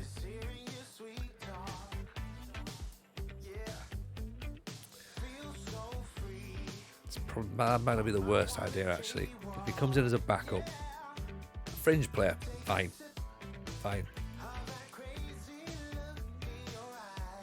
Right, fringe, in he goes. Not so much. The reserves, we haven't really got anyone that's coming through, sadly. Heffernan looks alright, but he's different. He is different. He's a pressing forward as opposed to a poacher. What we really need, though, is we need like a big, strong AF, I think.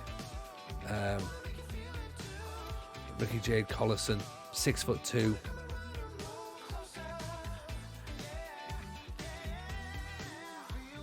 You were saying there, Barton finishing a 4 to 9. It's not really good enough, is it? Cosgrove's too old now at 32.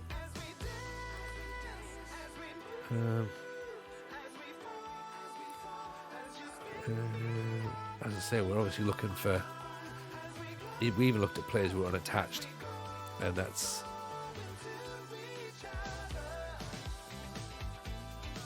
just creates more problems, to be honest.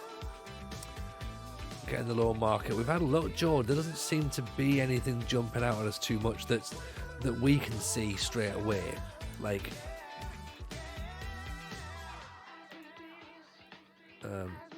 there will be some players in there.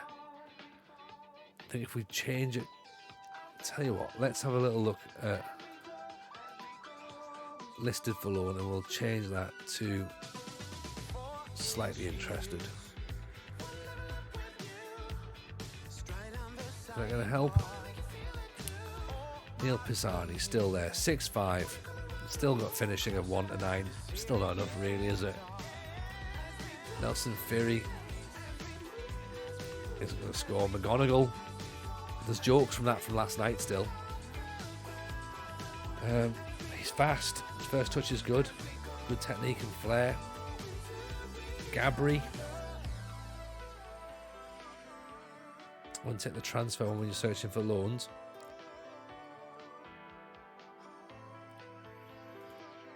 Mayulu.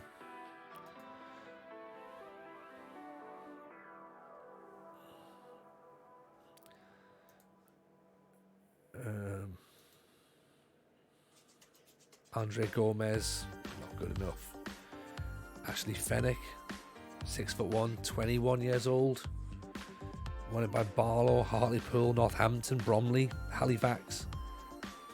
Acceleration's fine, finishing could be okay. Off the ball's decent. 6'1". Get that report, I guess.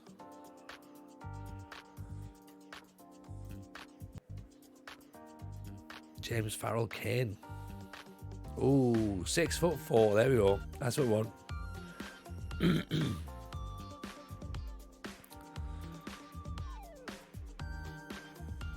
He's coming from Millwall, so might have a bit of shithousing in him.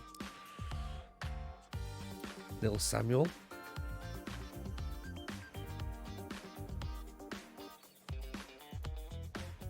Be alright as well, actually.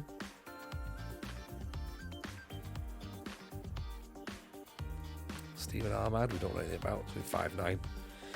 She's not going to be part of the big lads crew, is he? Henry Boroketh. Charlie Twine. Kieran Davies. This is obviously why when we have a attribute masking on, it causes problems, doesn't it? Which is great, because this is obviously what we want, but for you all watching it going, don't seem to see anybody. Like, you know, how do you know who to buy? Guesswork and trials is what we do. Take the top 30 repped unsigned strikers on trial and see what you get. There's a method there, isn't there? There is a method. Tell you what, shall we do the other tried and tested method, which is what is the director of football saying? Lucas Tawndry, currently on trial with us, so that's fine.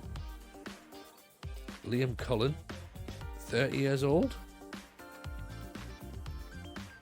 formerly of Crewe, Sheffield Wednesday and Swansea. Callian Sherratt, great dribbling, 1 to 9 finishing, 5'8", quick. That's all we've got there. That's got transfer. Let's see if we have got money, haven't we? Callum Hendry, we know nothing about, 31. Mackenzie Kirk, Darlington. Charles Ibe. I'm not going to do that just in case he's related to Jordan Ibe. So, Warren Jones, Declan Blenkinsop, 6'5". Hello, Lacosian, how are you, pal? Welcome. I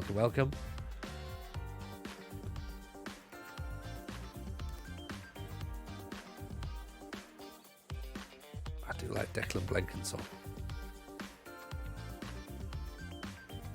He's not going to score goals, but never play that Ruby Mascanon. I only play that Ruby Mascanon. I can't play without. Just find it weird to see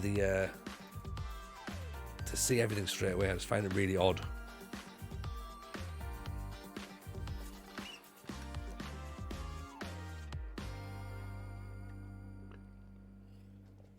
I understand from a content point of view, it probably makes more sense. Because at least you can all see something, but as Monoret's just saying there, I've been looking at attributeless saves and things like that and sort of going, oh, they look great. Like, well done for those people who can put those together. But yeah, I don't think it's me. I confess I played the save without attribute masking. It does make it easier. Oh, 100%. It makes it so much easier in the fact that you can just look at someone straight away and go, right, they'll be great, get them in. It buys you a couple of weeks where you don't have to trial them or get them in scouting and like trusting your scouts to sort of see if they're even doing the job correctly. So 100%, and I understand why people do it. Because why would you not? Do you know what I mean? Why would you not? It's only idiots like me who think, you know what's great is playing with things that you can't see. You know, at least you don't have to take requests for Lithuanian third tier wonder kids at this point. Not yet, George, but maybe soon. We do get requests though from wonder kids who've gone on to make it with attribute masking on that we obviously can't afford. So good, I do enjoy having a scout play. If you can see everything, there's no need for the scouting centre. There you go, that's it. Might as well save yourself some money with the scouts. Thought the challenge was tough enough as it is. I agree, Laclosian. There's also been some options as well with this same where you can play it just signing UK players as well, just signing British players, which, to be fair, I can't see us getting players outside of Britain, so it's not like it's going to be a huge issue. But right, Alexander's in for a backup striker. Still trying to scout before signing everyone. I just think that it's, that's what you're trying to do. The squad is now overloaded players who can play striker. I don't think we are. I would argue that we aren't. That's why we're still trying to buy the strikers.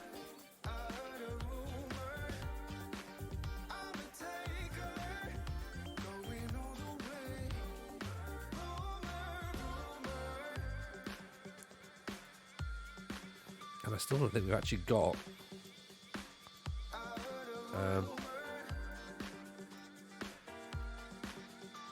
I still don't think we've got the right one yet either. Yeah, no worries, good you man. Nice to see you as always. Just about to get the first league game done. Alistair's got a potential super sub in him. Yeah, I think so. I think we're going to see what Bailey can come up with this year.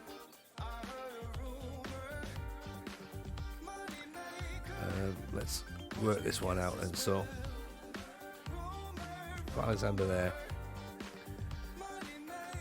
Linnett's injured. So Long, Johnson, Casey, Blakey on the back four. Unfortunately, Towley's gone, so that's a bit of a shame. Big, strong midfielder has left us.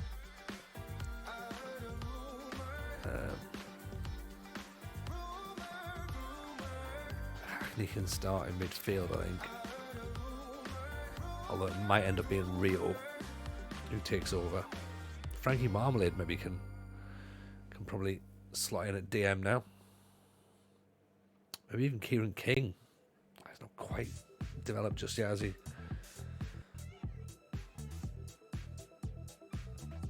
Where's our midfielders? So Gilbert needs to be on the bench.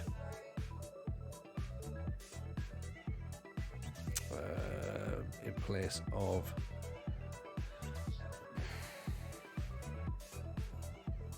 Dimitar, I think.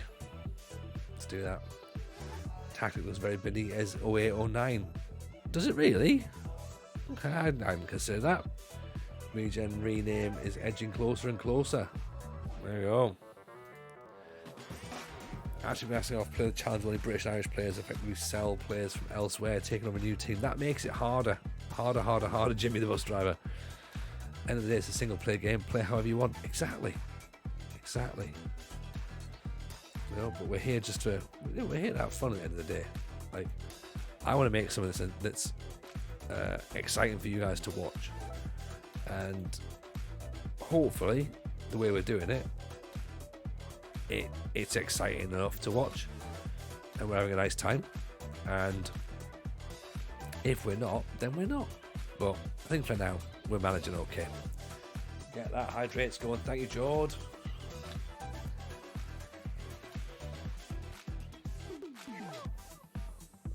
One baby T's happy. Thank you for that. So, as we say, the expectation is, even Rob Woolhouse, hi pal, welcome in. The expectation is for us to win the league according to the media.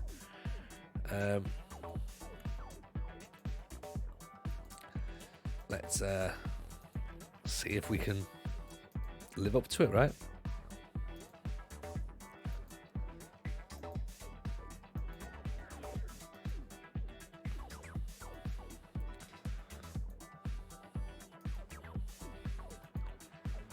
I mean, we certainly got close last year.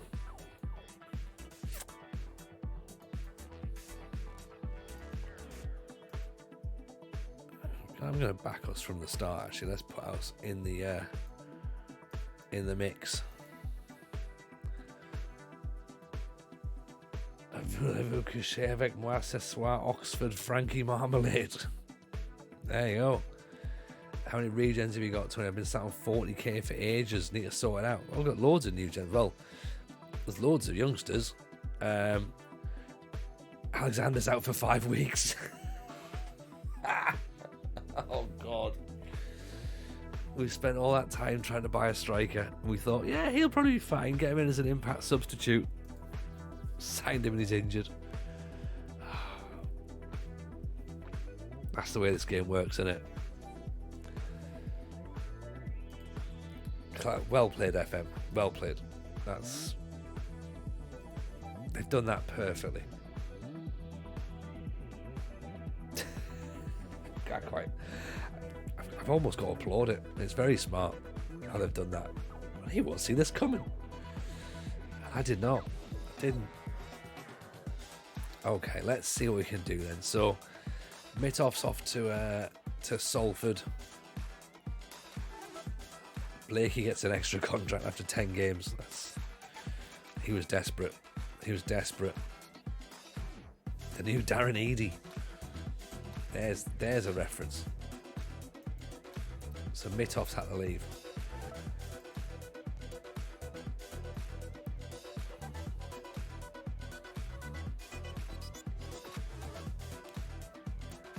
Okay. I did ask the director of football. Yeah, they didn't really come back with anyone that's particularly interesting at the minute. So we'll go back in again and we'll see what they look like after we've played a match, because it's 2 hours in. We might as well play a league game, I reckon. See how we look. Oh, they're inspired. So here we go then. Season 8 of the Challenge, Season 2 in the Vanarama National League, second season at Oxford. The expectation is to win the league. Kick off at home to Darlington. Having to Waterlooville have already beaten Eastleigh earlier in the day. Let's go for it. We're in yellow with navy blue sleeves. Darlington in white and black.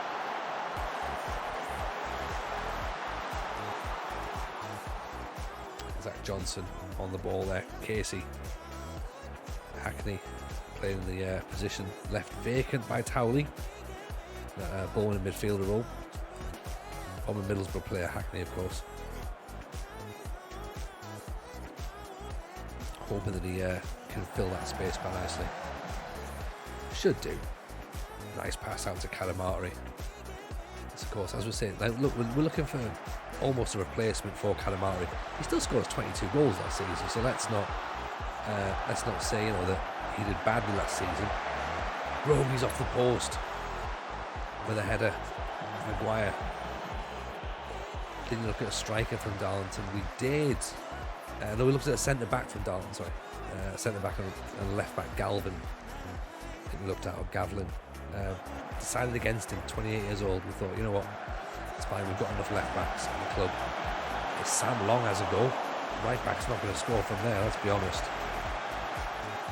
If he does, then it's, I don't know who's got him in the sweepstake, but here's Rogie with a free kick. Oh, what a goal. What a strike from Rogie. We're up and running. Season started. Incredible free kick. Keeper gets a hand to it, does he? But he's not keeping it out. Exceptional strike. Rogie brought down by Wells Morrison. I think possibly a straight red. He's gone already. Ball's in, heads over the top. Don't think Rogie's been here for any of the goals he's scored. I think you're right, Martin. I think you're right. It's almost like he doesn't want to see it. So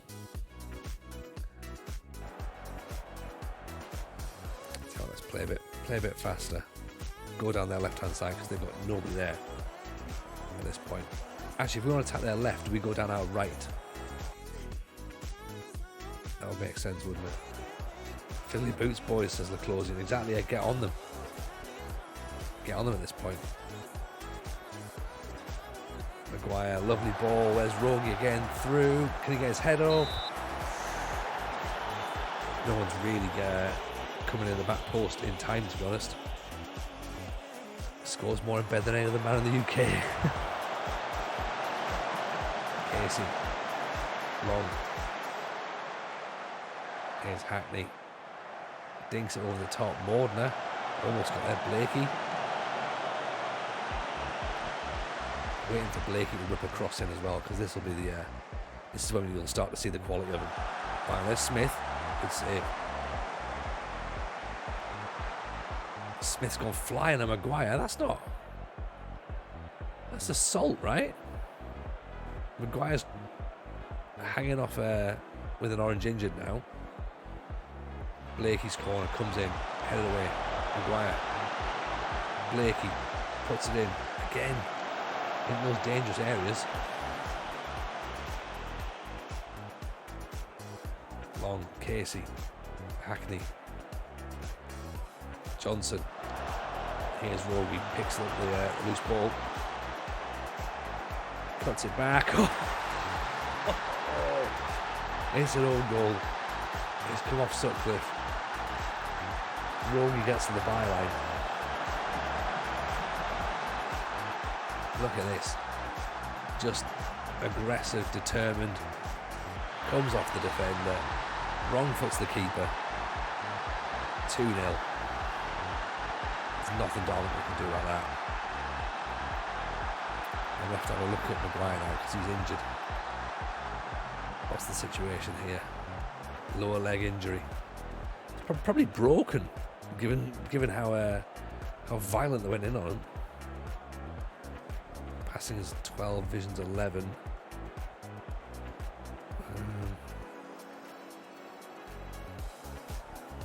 Can he play box to box? Ball winner. So Hackney can probably play Segundo, can't he? Play Ryo there. Blake, FM legend, the amount of teams I've signed him for over the last few years is incredible. Isn't it? Isn't it just? That's the thing, he is the legend.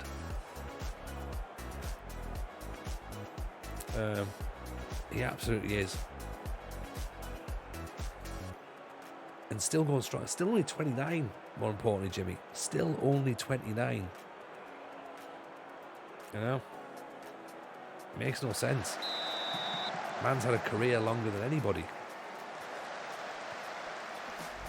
He's coming with us to Scotland, if we can afford him.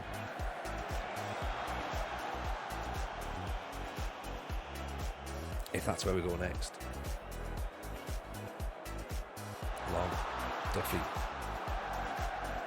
Hackney. Long. Johnson. Duffy has a go.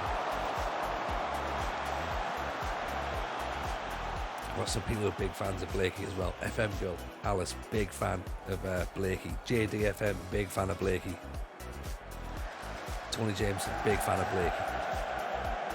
Hackney, Duffy, Calamarley, follow over the top. Duffy and Calamarley still need to get that relationship building again. Calamarley's on a 6.6 again. Blakey just needs to get one onto someone's head. Oh, like that. Zach Johnson with the header. Blakey with the assist. We knew it was coming. Only a matter of time. Okay, corner's not great, but look at this. This is the second ball in. That's what it is. Second yellow card had him at treaty as well. See, real ones know. I feel Bailey with someone alongside him. He does. He probably needs to be part of two in England. In Northern Ireland, he was fine as on his own. With Duffy just behind him, it was working really nicely.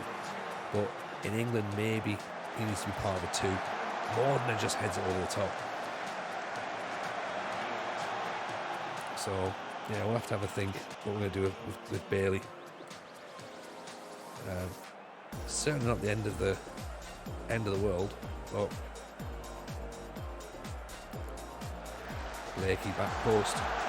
Casey with the header. Let's bring Mordner off.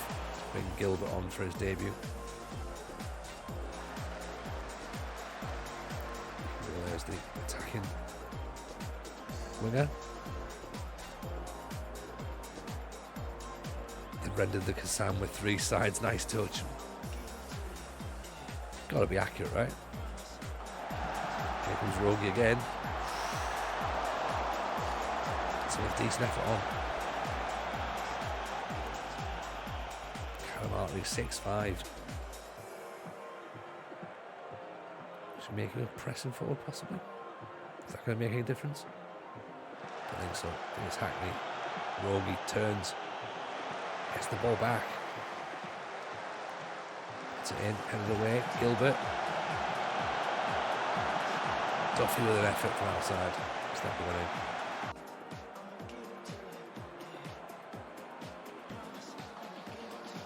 I think we'll take this 2-0 opening day of the season. Sorry, 3-0, opening day of the season against Darlow. Granted, we're against 10 men, but still. Very good opener. Very good opener indeed. That's what we need, though. Those sorts of performances, innit? Because we don't want to be getting to the situation where, fine, they've gone down to 10 men and we don't kill the game off. 3 days for Frankie, that's good. That's okay. Keep him. Get him back for maybe not the next game. Rest him up after that, but I think with Charlie Dunton. Don't know much about Charlie Dunton. But he could be an option.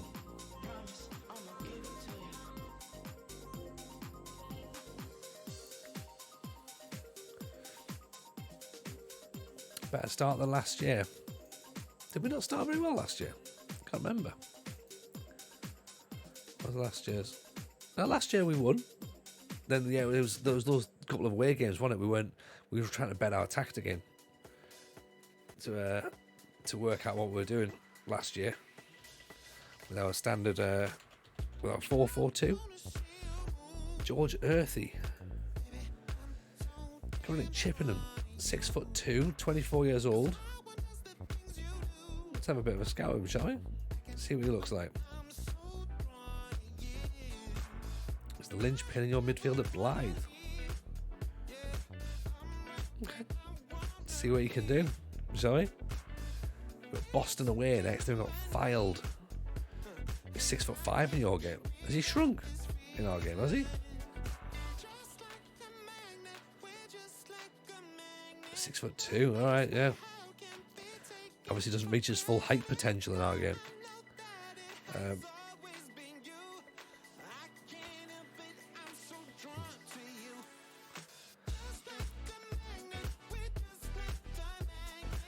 Ashley Fenix, only a C rated.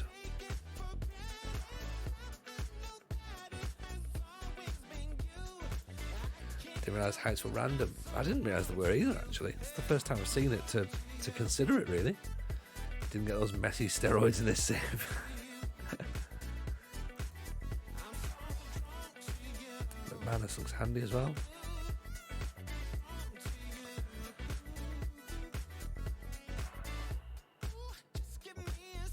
Blenkinsop looks alright, to be honest. I know he's 6'5". I know he's got finishing of 7, but first touch is good, technique's decent, jumping reach is actually not great for a 6'5" lad. Pretty good acceleration, dribbling as well. Runs with the ball through the centre. Could be an option, actually. We'll have to have a think about that. Raggio starting to hate Sheffield Wednesday. Mate, did you see what I put in the Discord earlier? I'm in the playoffs, and the board aren't happy. So I don't know what's going to happen. I've got 2 games to go in the league season. And I don't know if I'm supposed to hit that button that says attend meeting. So I'll maybe do that tomorrow and be like, let's see what happens. Could be my first TikTok. It's not going to be. Might be, you never know. Low bravery for a target man. Yes, there is that. If I get sacked bottom of the championship in season 2, nothing's working. Well, you've got to season 2, though, that's the thing. You got promoted. That's huge.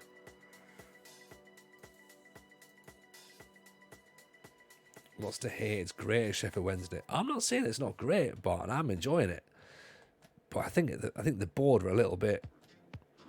If the board are going to pull the trigger, I'm a bit upset because we are in the playoffs.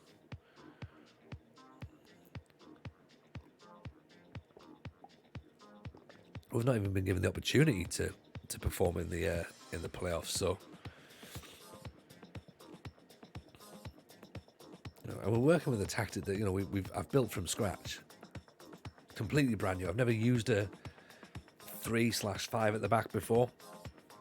Obviously, we had it in the Discord, and I've kind of been like sort of tweaking around with it. It works. It's just I think I've been caught by a lack of depth, a lack of quality in depth. So when we get injuries, when we get players who are tired, we're making mistakes. We played Barry Bannon far too much. We played Dominic Iorfa far too much. We played McGuinness far too much. And up front, there's just... I'm struggling to get a tune out of a couple of players. Like Mighton's playing well as a shadow striker. I can't get a tune out of him as a forward. Matt Smith is doing all right. Bailey, of course, is just not really that level just yet.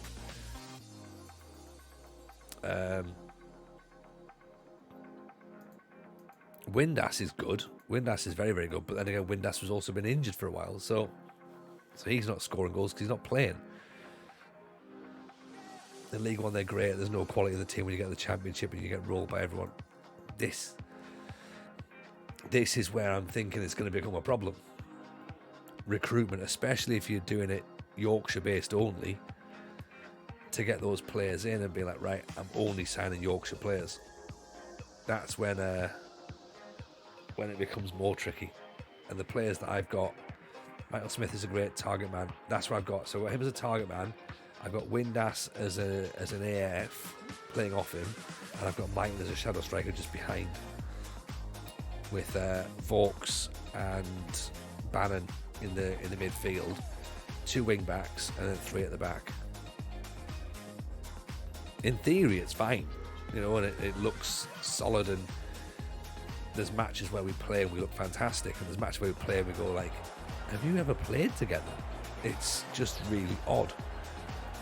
So I've maybe not looked at each game as closely as I need to in League One, which I know in League One you have to be quite active, and I keep saying this all the time. You've got to engage with the match engine. You can't be passive, and I've maybe been a bit too passive in some games. I've just been clicking through and being like, "Oh, I've lost that. Oh well, never mind." Same tactic in, no real changes, not looking at the opposition, not changing players. And there's a lot of games to get through. So, I don't know. We'll see. Like, hopefully those next couple of games we'll be able to play them at least. And then we can try something in the summer and see what happens. But it is fun, isn't it? It's all a bit of fun. Evening referee, welcome in, pal. Nice to see you. I don't think I found decent Yorkshire players. I got Harvey Rogers from Accrington Stanley, who's a wing back, because Jack Hunt was injured for the start of the season. He was out for about 2 months, so I wasn't really looking to buy players from the start, so I had to go straight in and buy a right back. So he's fine, he's okay, he's not brilliant. Fraser Campbell I brought in as a striker who's not really what you need at this level. Good ball, there's Duffy, wins the corner. I've also brought in, is it Alex Smith, I think it is, or I was going to say Arthur Smith. It's not Arthur Smith, he's a comedian. I'm sure it's Alex Smith. I think he plays for Sutton.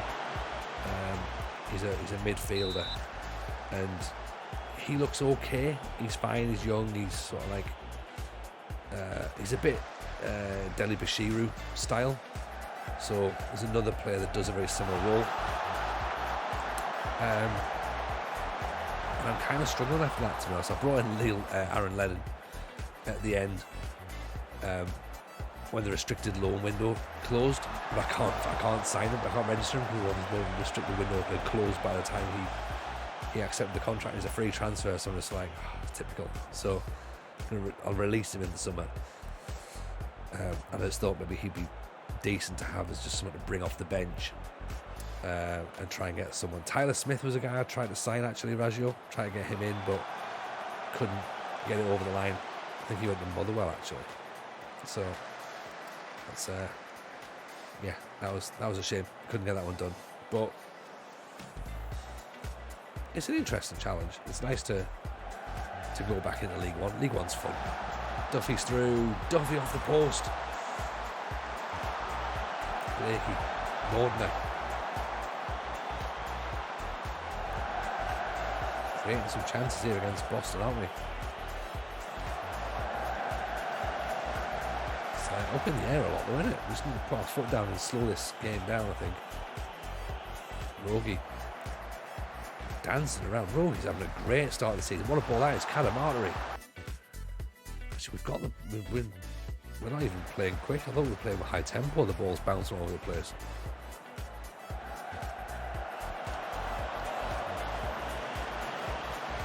Lintop. Johnson. Maguire. Hackney. Johnson. Lintop. Over the top for Rogie. Great ball. Can he cut it back? Hackney. Mordner. Duffy. There we go. Finally break the deadlock. No, offside apparently. I think it's Calamari that's offside. Here he goes. Last match against Burnley, you've got Van Veghorst up front. Yeah, you're not gonna do anything against him. He's not running back. Calamari over the top of the corner. Good first half this from Oxford.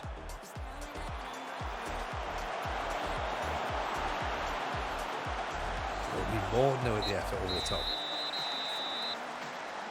9 efforts, 1 on target. I think we're doing fine. I think we might have to go positive. I might have to speed the tempo up a little bit.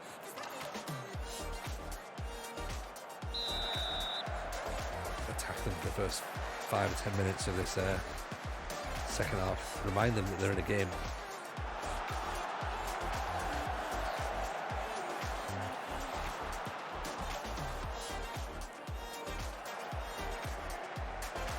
Nice tackle. Oh, hang on. Oh, nearly can see the goal. Weren't expecting that. Ball to the top. Drop off if needs be. Warner and Duffy now 6.8, 6.7. Goal. Vassinen. It's a thing that we should have killed the game off in the first half. Great free kick. Keeper just flaps at it. Okay. What's our plan now? Maguire's on the yellow card. Case is on the yellow card. I'm going back to British Steel on the band on Wednesday. I've already had 2 board meetings before Christmas. Oh, Raggio.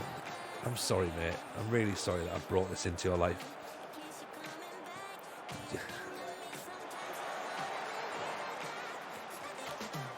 Gorgie back inside to Lintop. Maguire. Warner's header.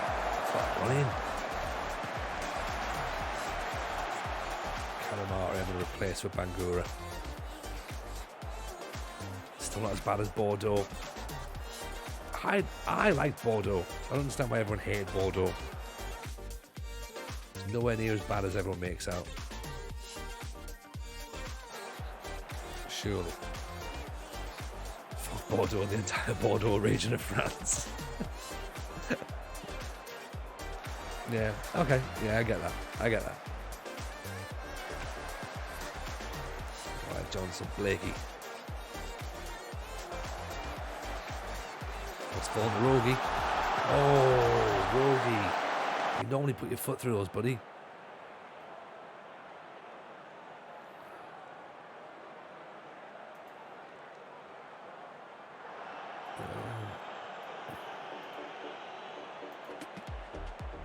Tell you what, how about we bring Duffy off for Frankie Marley? Actually, Mordner pulled down penalty. Oh. What about that? Who's stepping up? We've taken Maguire off, who scores all the penalties usually. It's going to fall to Hackney, who puts it in the bottom corner. No doubt about that at all. I was about to say maybe we bring Duffy off, who's on 6.6, and put Frankie Marmalade in, and remove Rio into that, not shadow striker role, but maybe move him more into a maybe like just an AM on attack.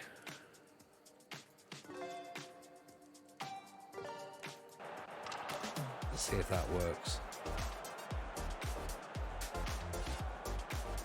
The fact we've managed to rescue a point is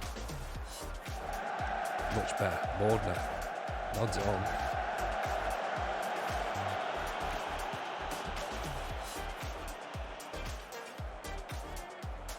We're going to have to go back to balance though.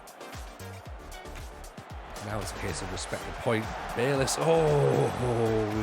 he should have scored that, and he knows he should have scored that.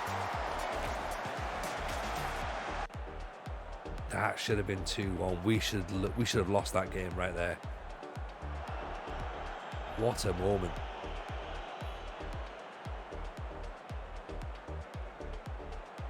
Like, if we score now, I almost feel bad for Boston. What a ball that is. Rogi. Unbelievable. Rewind that. That's like, oof, that's what you do, isn't it? That's what you do. I was just saying, I almost felt sorry for them if we win. What a ball from Frankie Marmalade. And Rogi with, a stunning finish.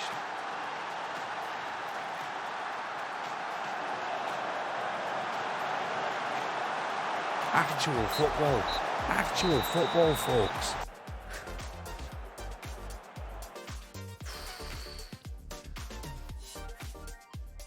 We played football. What a performance. Rogi brings the magic, doesn't he? Frankie Marmalade though, Razio, that was your boy in there with the ball. This is the thing, mods do it best.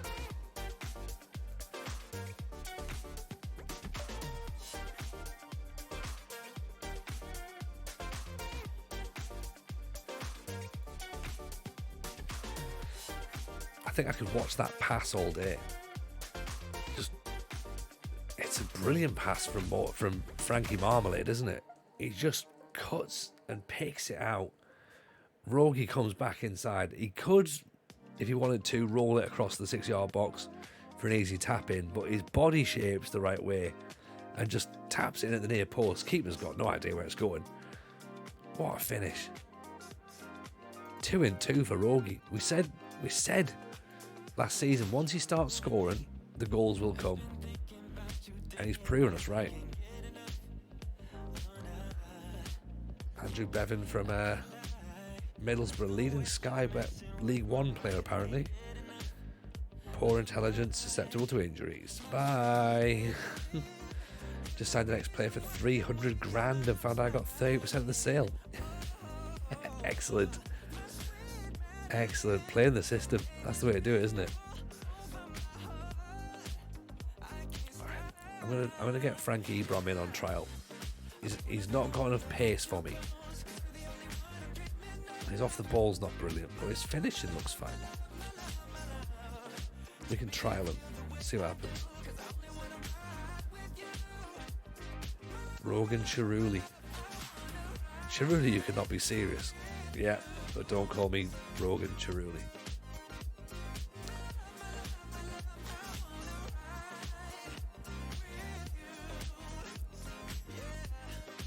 Rogers. It's fine, nothing major. Callie and Sherat. Quick, reasonable off the balls. Did we not bring you in on trial? Don't know if we did or not. We looked at you maybe and thought, finishing's poor. We'll see. Rogi did great work, cracking finish. It was, but as I say, it's a team goal. It's a team goal, Razio, and coming from a dreadful miss in the first instance from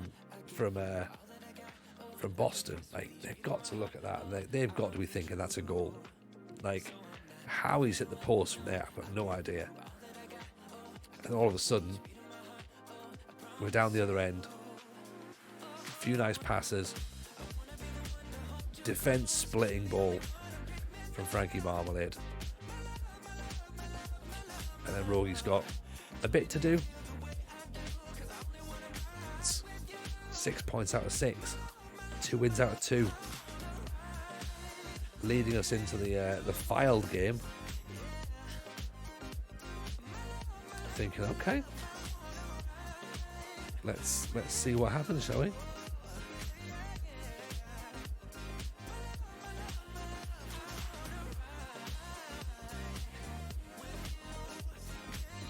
Shape seems to work nice, I think. The slightly more pacey football. Do we think? Was that working for us, or should we stay with that sort of slower tempo? It looked like in the first half that we were struggling to get our foot on the ball. So I was quite surprised that it was slow tempo, you know? James Farrell-Kane. He's been approached by a few clubs. Morecambe, Crawley, Cheltenham. So he's got finishing of 15. He's got off the ball of 11. He's got jumping reach of 14. He's 6'4". He's 20.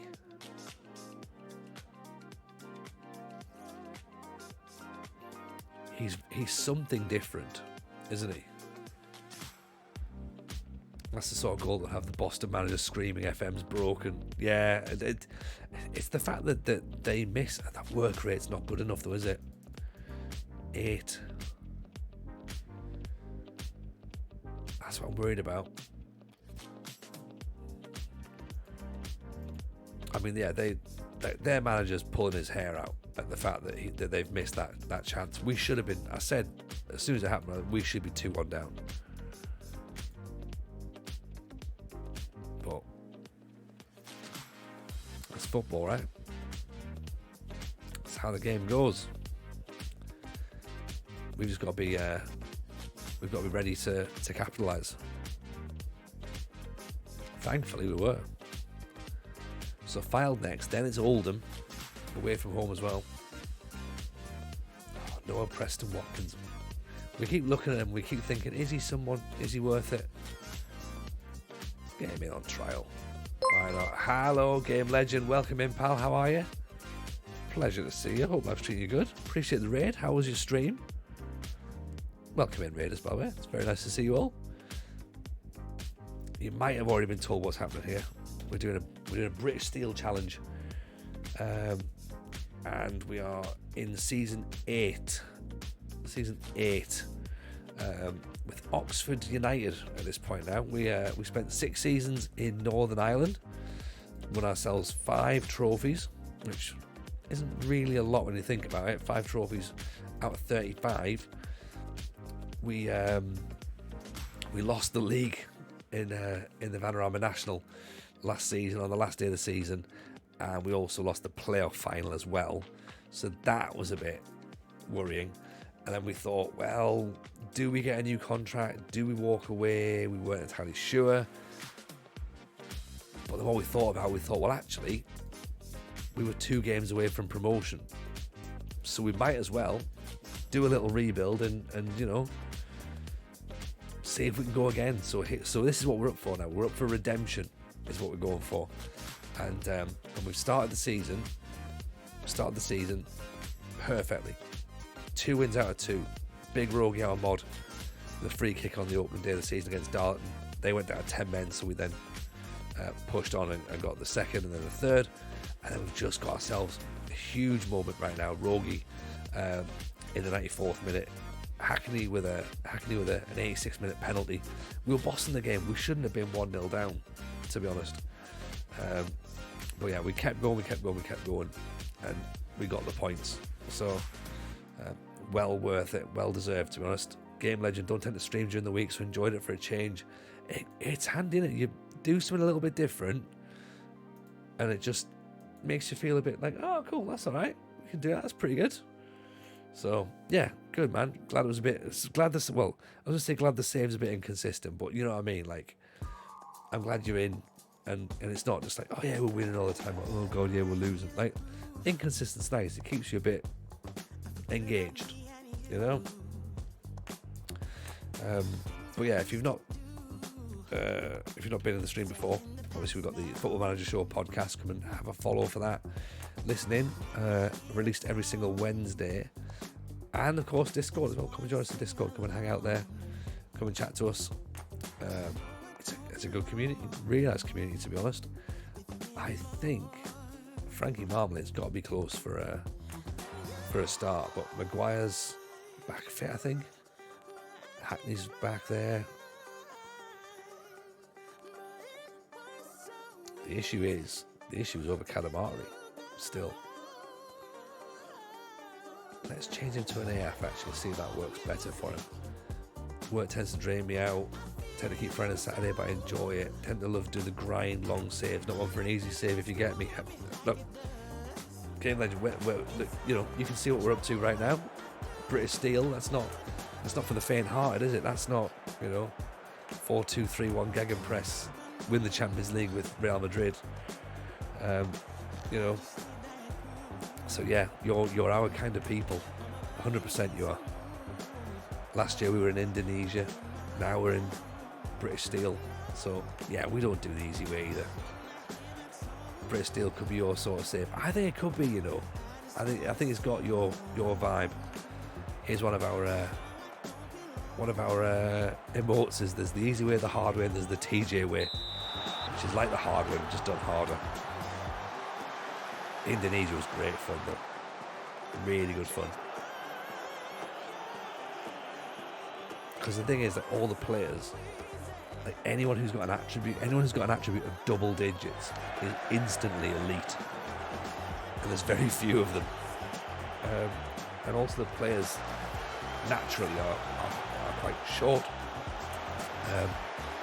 So if you end up with a player who's over 6 foot, they're going to get goals. We had large Ronald last year. He was 6'7", I think. He had finishing of 4 and he scored 20 goals in 20 games. And this is like, yeah, he's just tall. his footballing ability is irrelevant because he's taller than everyone else.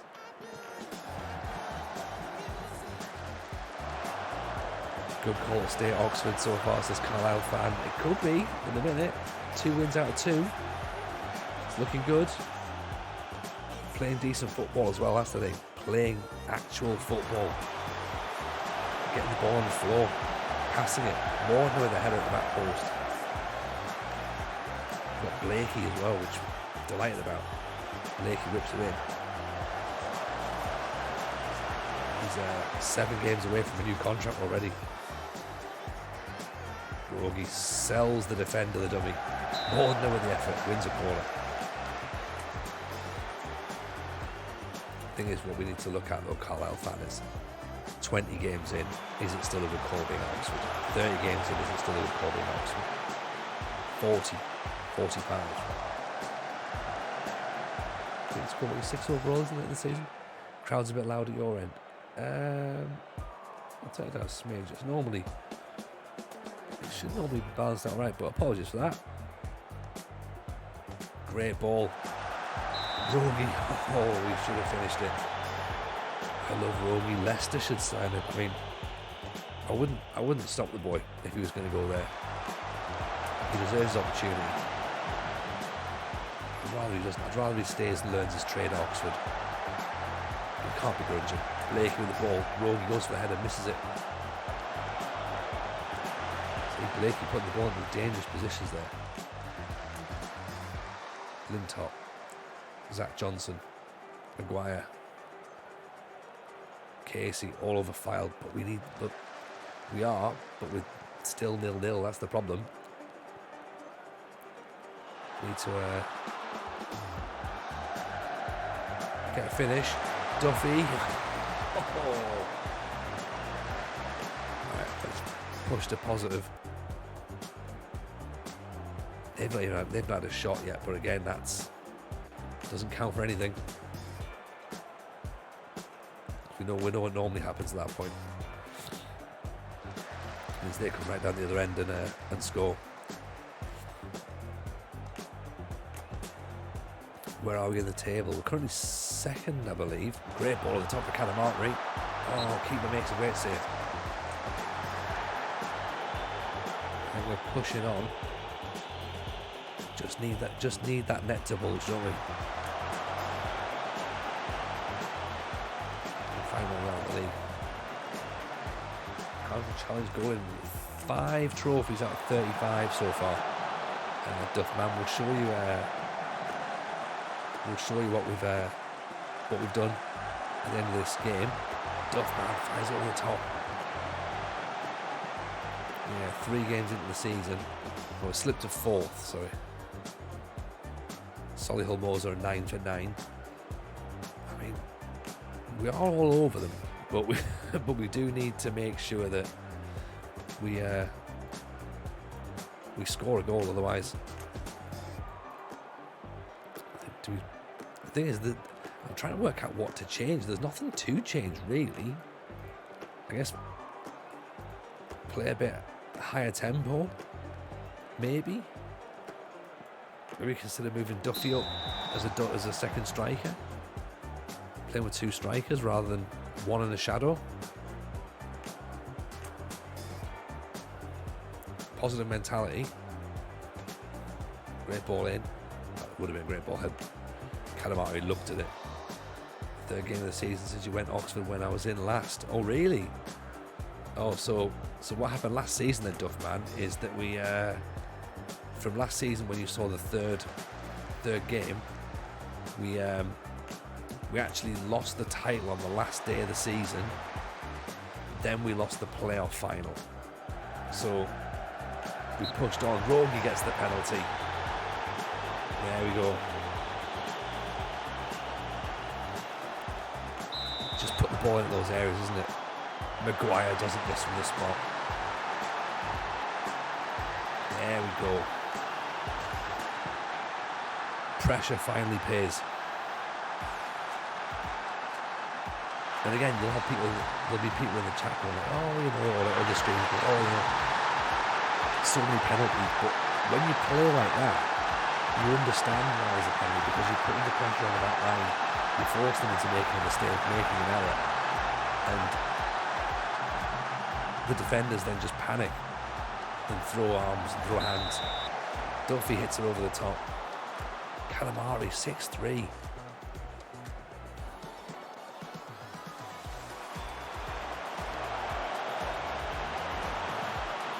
He just needs a goal, doesn't he? Like, he just needs a goal to make himself feel better. Lintop, low cross in, cleared. Moving back to a post to see if that helps. Blakey with the effort. He opens his account. Now we're talking. The legend gets his first goal. Smacks it off the goalkeeper. Takes the keeper out first. Yeah, he saw glory. He's like, I'm having this one. Out of the way, everyone. Bang. Whoever gets in the way is in pain.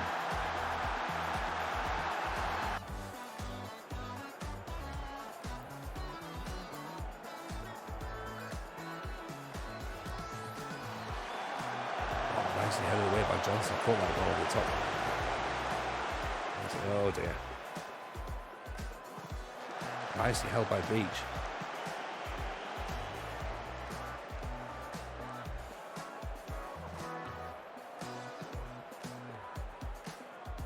Blakey Katamari nods it on to himself, presumably. This isn't even us at full press either, I don't think. Oof, over the top.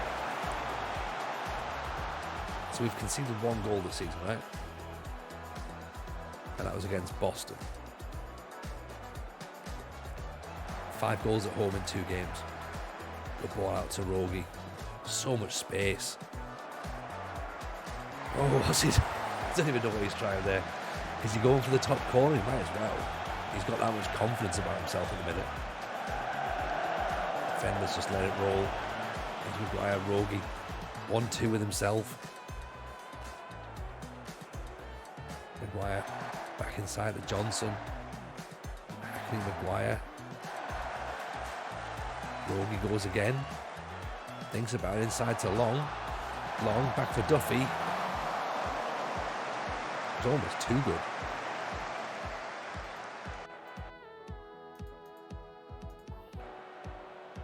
Making chances, David, the right end product was always the question in the first half, wasn't it? 23 shots, 8 on target. That's dominant, isn't it?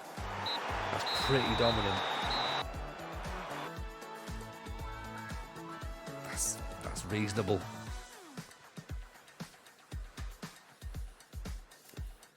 Top of the table, 9 points out of 9. Be interested to have a look at the pass map here, because I think it's going to be one-sided, isn't it?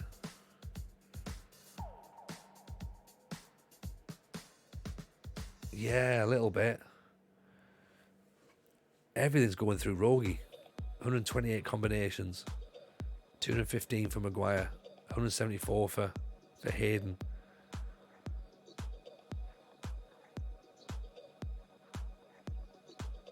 Quite confident of a good season with the team we've got.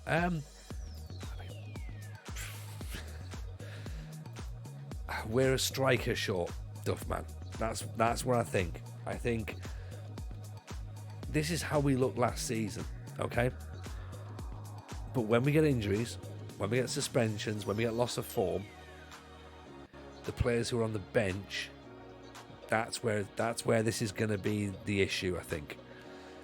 Have we got enough strength in depth? I don't know. I still don't know. I hope so. I absolutely hope so, but I don't know just yet. We haven't been tested yet. That's going to be the key thing. You know, what happens when Rogie gets injured? What happens when the goalkeeper has two bad games in a row?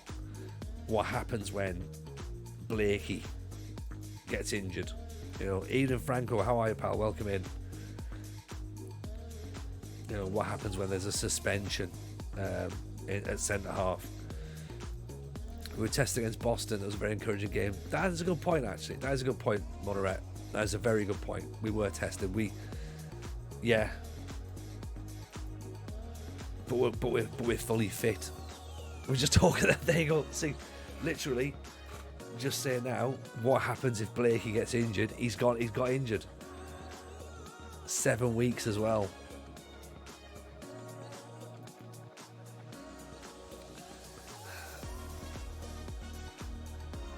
This is what we're saying about the players were fully fit in the fact that we've got all green hearts at this point. So McDonald comes in at left back. He has played a lot last season. He's not as attacking as Blakey, so we might have to consider pulling him back a little bit and maybe not being as cavalier. That could be something that we have to look at. But yeah, typical, isn't it? It is completely. Like, the game's just sitting there, just going, Blakey injured. You say, oh, leg broken. How's that work for you? Typical.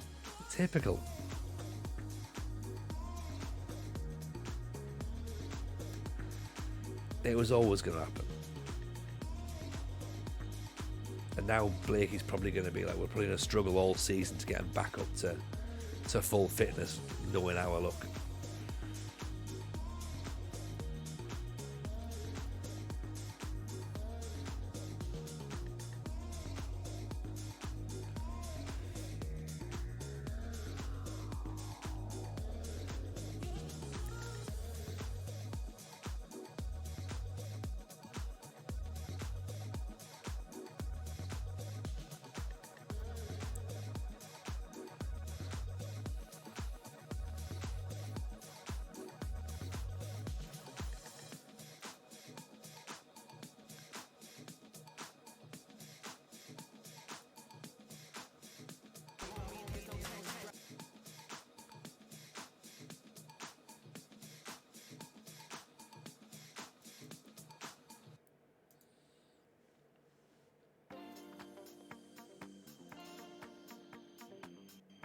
Boston Lad Gaming, I tested no one. You do yourself a disservice there, Boston. You were all right. You were all right. How's the league going? Asks Franco. 3 games in, 3 wins. So we're currently sat top. So we can't complain about that. Last season, we lost the league title on the last day of the season and then lost the playoff final. So we're trying our best to erase that memory.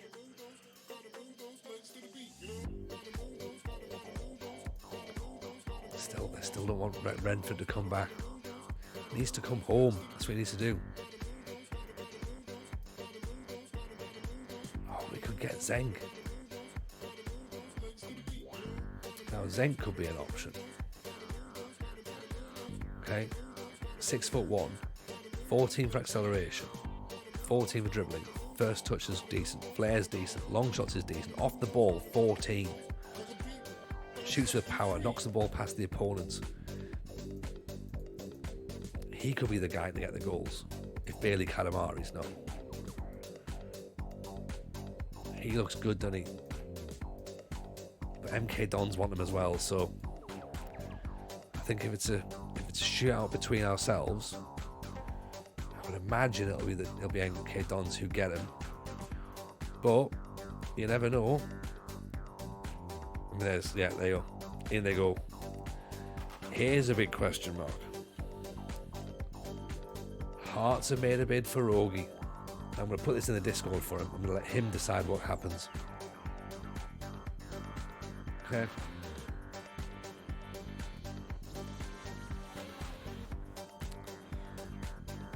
Let him decide what happens. That. What's the music, Tony? Very jumpy up and down disco. Yeah. So it's epidemic music. So it's just it's their disco playlist. So if you are considering a disco vibe, then this is one I would recommend. Can I just go past? Klein is extremely interested in speaking to Hearts and would require convincing to stay. Can he stay for another season?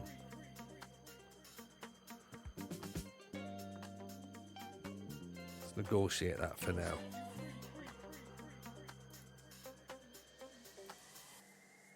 Yeah, Rogi to Hearts could be a thing. I'm trying to put it back in. 40% percentage from the next sale as well. So quite happy. What's his valuation? Well, potentially up to 600 grand, but it's who knows. Like at the minute, he's priceless. You know what I mean?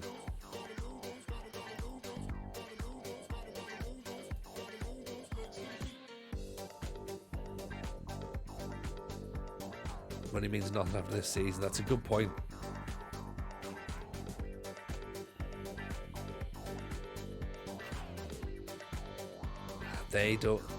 They're not bothered about putting a loan back in, but the percentage keeps going up and up and up.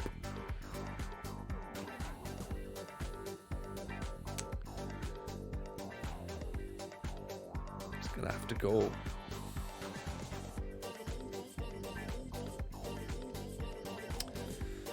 Sorry. And now Zach Johnson's going off as well. Do you remember when we asked literally minutes ago?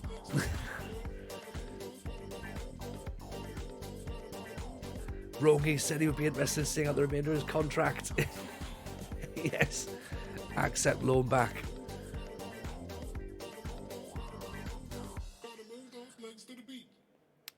Again.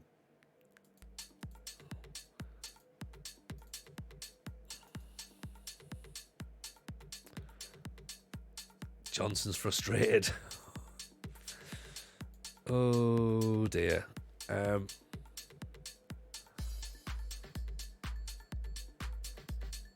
You have a release clause. Yeah, that's fine. There you go. Put the release clause in. And now he's injured. Oh, injured. Injured is he? Good. Got to play the system, get in for nothing. Mm-hmm.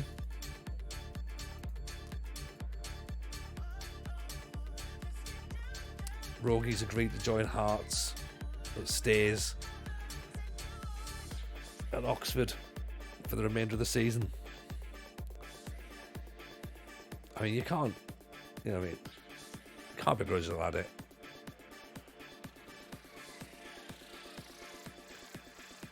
So we've got 1 year. I've accepted the bid for Zach Johnson. Okay. 475 grand is the deal for Rogi. Could go up to 575 grand. And now Hibs have signed Johnson for 400 grand. So that's technically we've made nearly £1 million. Nearly £1 million in the last 2 minutes. What's that done for our finances? 769 grand. Right. Okay. So now we need to buy a striker and a central defender.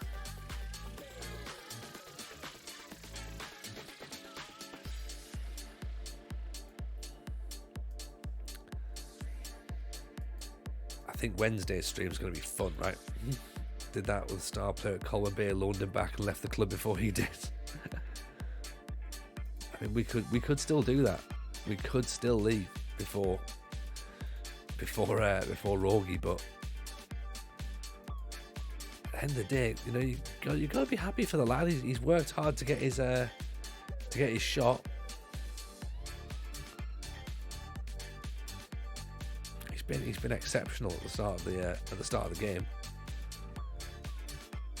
and we don't have to replace him as well, which is great.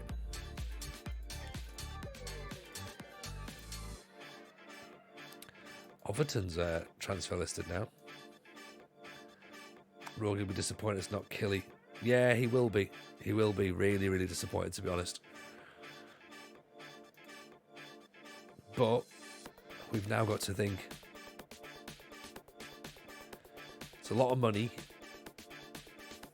Wednesday, when Wednesday rolls round for the next stream, we have to buy a striker. We have to buy a centre half. And if Rogi's in, Rogi can pick who we sign. Manager of the month for Jameson, second player of the month for Rogi.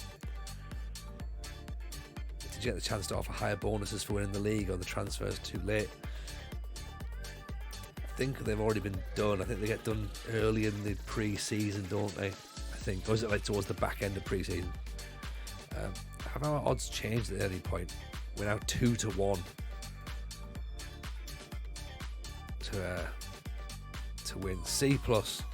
Tactics are now, people are now getting behind it. The board, the fans are all right with it.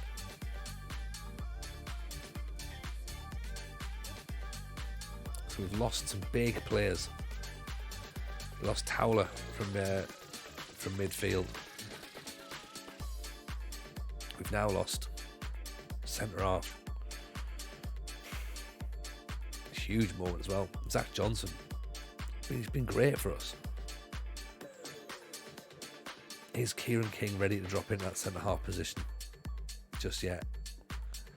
I don't think he is. He's 6'8", so realistically he's tall enough to do it. But is he good enough to do it? I don't know. I don't think he is at the minute.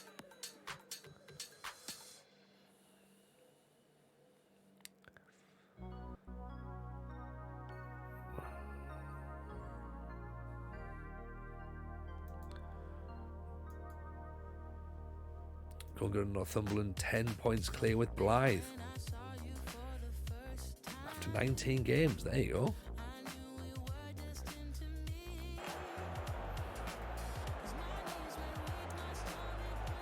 I hope the fact that he's gone to Hearts it's not going to upset him too much. I'm sure he'll be fine with it. But you know, he would have kicked off if we turned it down. So sometimes it's just easier, right? All right, off you go. Go and do what you need to do.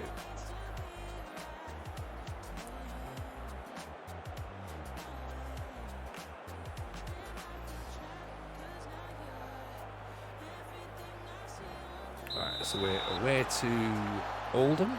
They're currently sat 21st. As you know, we're sat top of the table. Looking exciting, looking dangerous. But now, if he doesn't like it, he can use 40,000 channel points to take the name off. Yes, that's a good point, actually. As long as it's not air, it'll be fine. That's true as well. Lazio. It's a win-win, isn't it? The club gets money, he gets a move, we get him back. The thing is now, I hope he just doesn't come back with a Billy Big Bollocks attitude, which I'm sure he won't.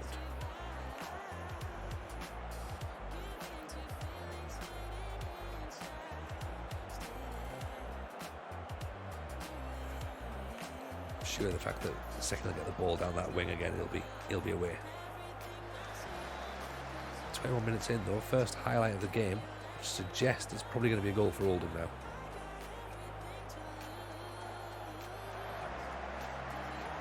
Oof. Shot over the top. Courage.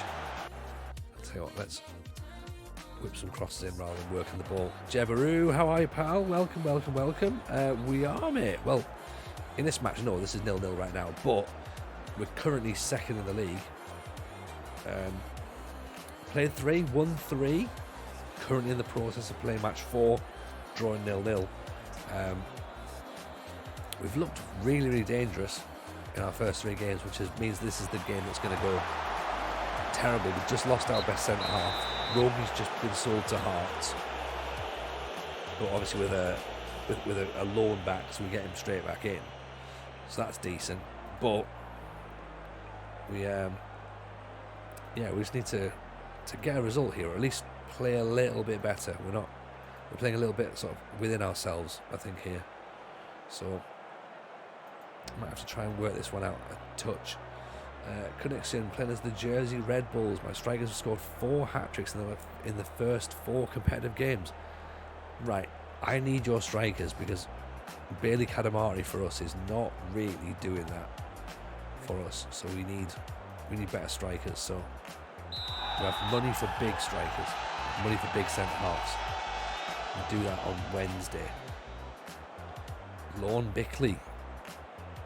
The thing is, we're in the Vanarama National, so I don't know who's going to come or not. But we might see.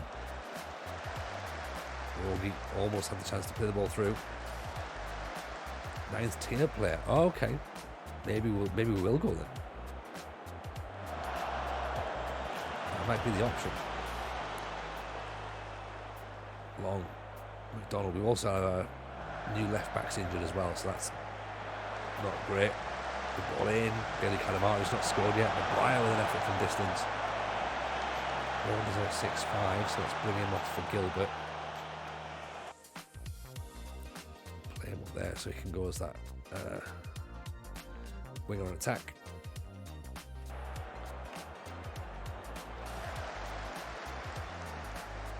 Casey Lindert.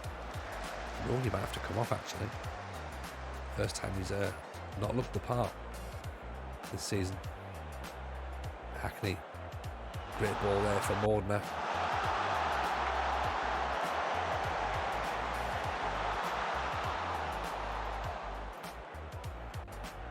Duffy's not really doing anything either. 6'5". Rogi! What a free kick. What a strike. Incredible from the boy. Dead ball specialist now. In off the underside of the bar. Second free kick he scored this season. 3rd goal, 4th goal I think he's got.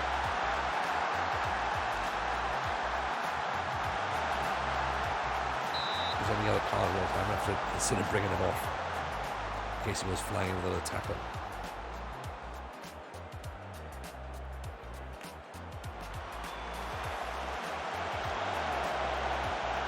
Ball away. Good challenge by McDonald. Looks up, no one in front of him. Takes the free kick though, well played.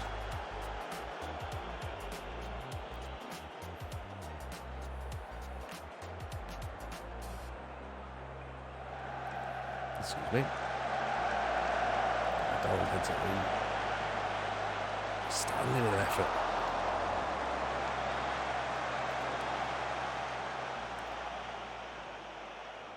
Right, let's just mix this up a bit. And so Gilbert I'm going to put down as a winger on support at this point. McDonald can be a fullback on defend. Bangura is going to come on for Duffy.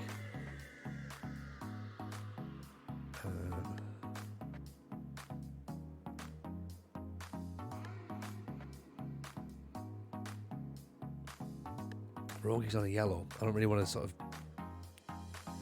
tell you what, can I have him tackle less? He's off tackles, there we go.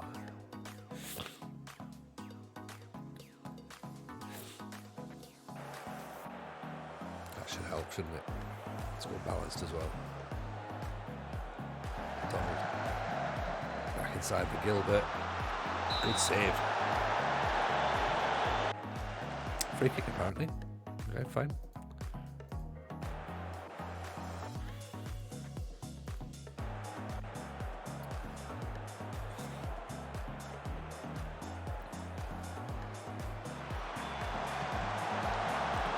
So, with a couple of minutes to go, potentially looking at 4 wins out of 4. Potentially. It's not over yet, though, of course. Good head away by Rogi. Doing his defensive work there. What about that? Oof.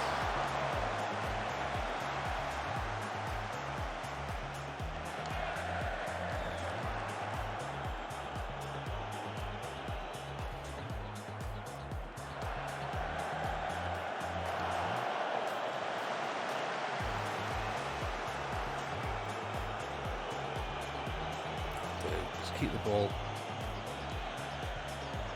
Giving it away again though.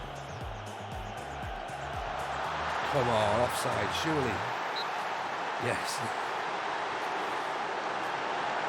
I feel as though we've got a little bit fortunate there, but I'll take it. I'll take it.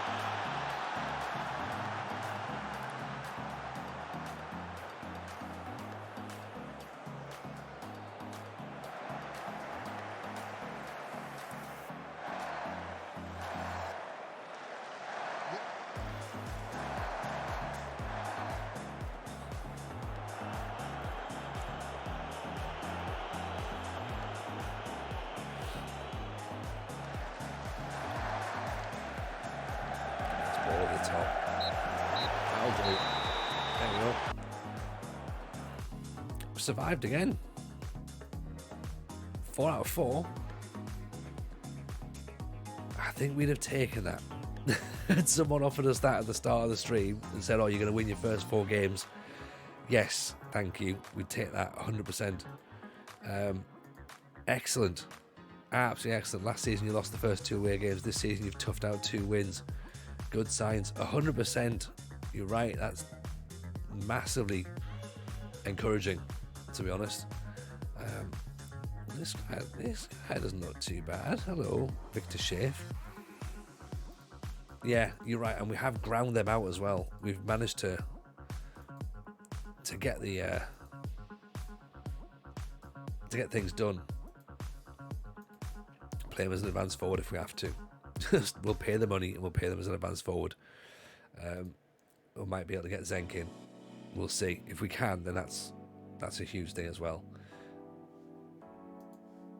Because you never know. You never know.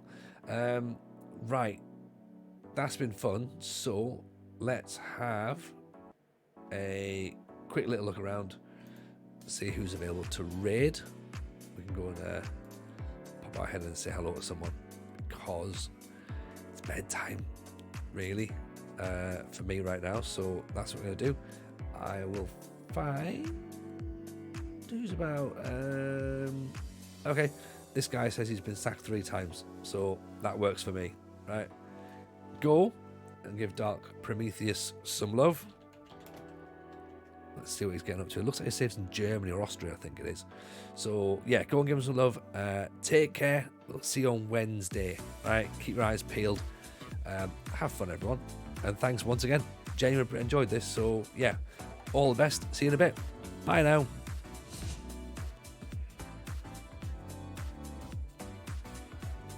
6'2" guy. So who was it? Was it Kinsvater? Hey, Tony Jameson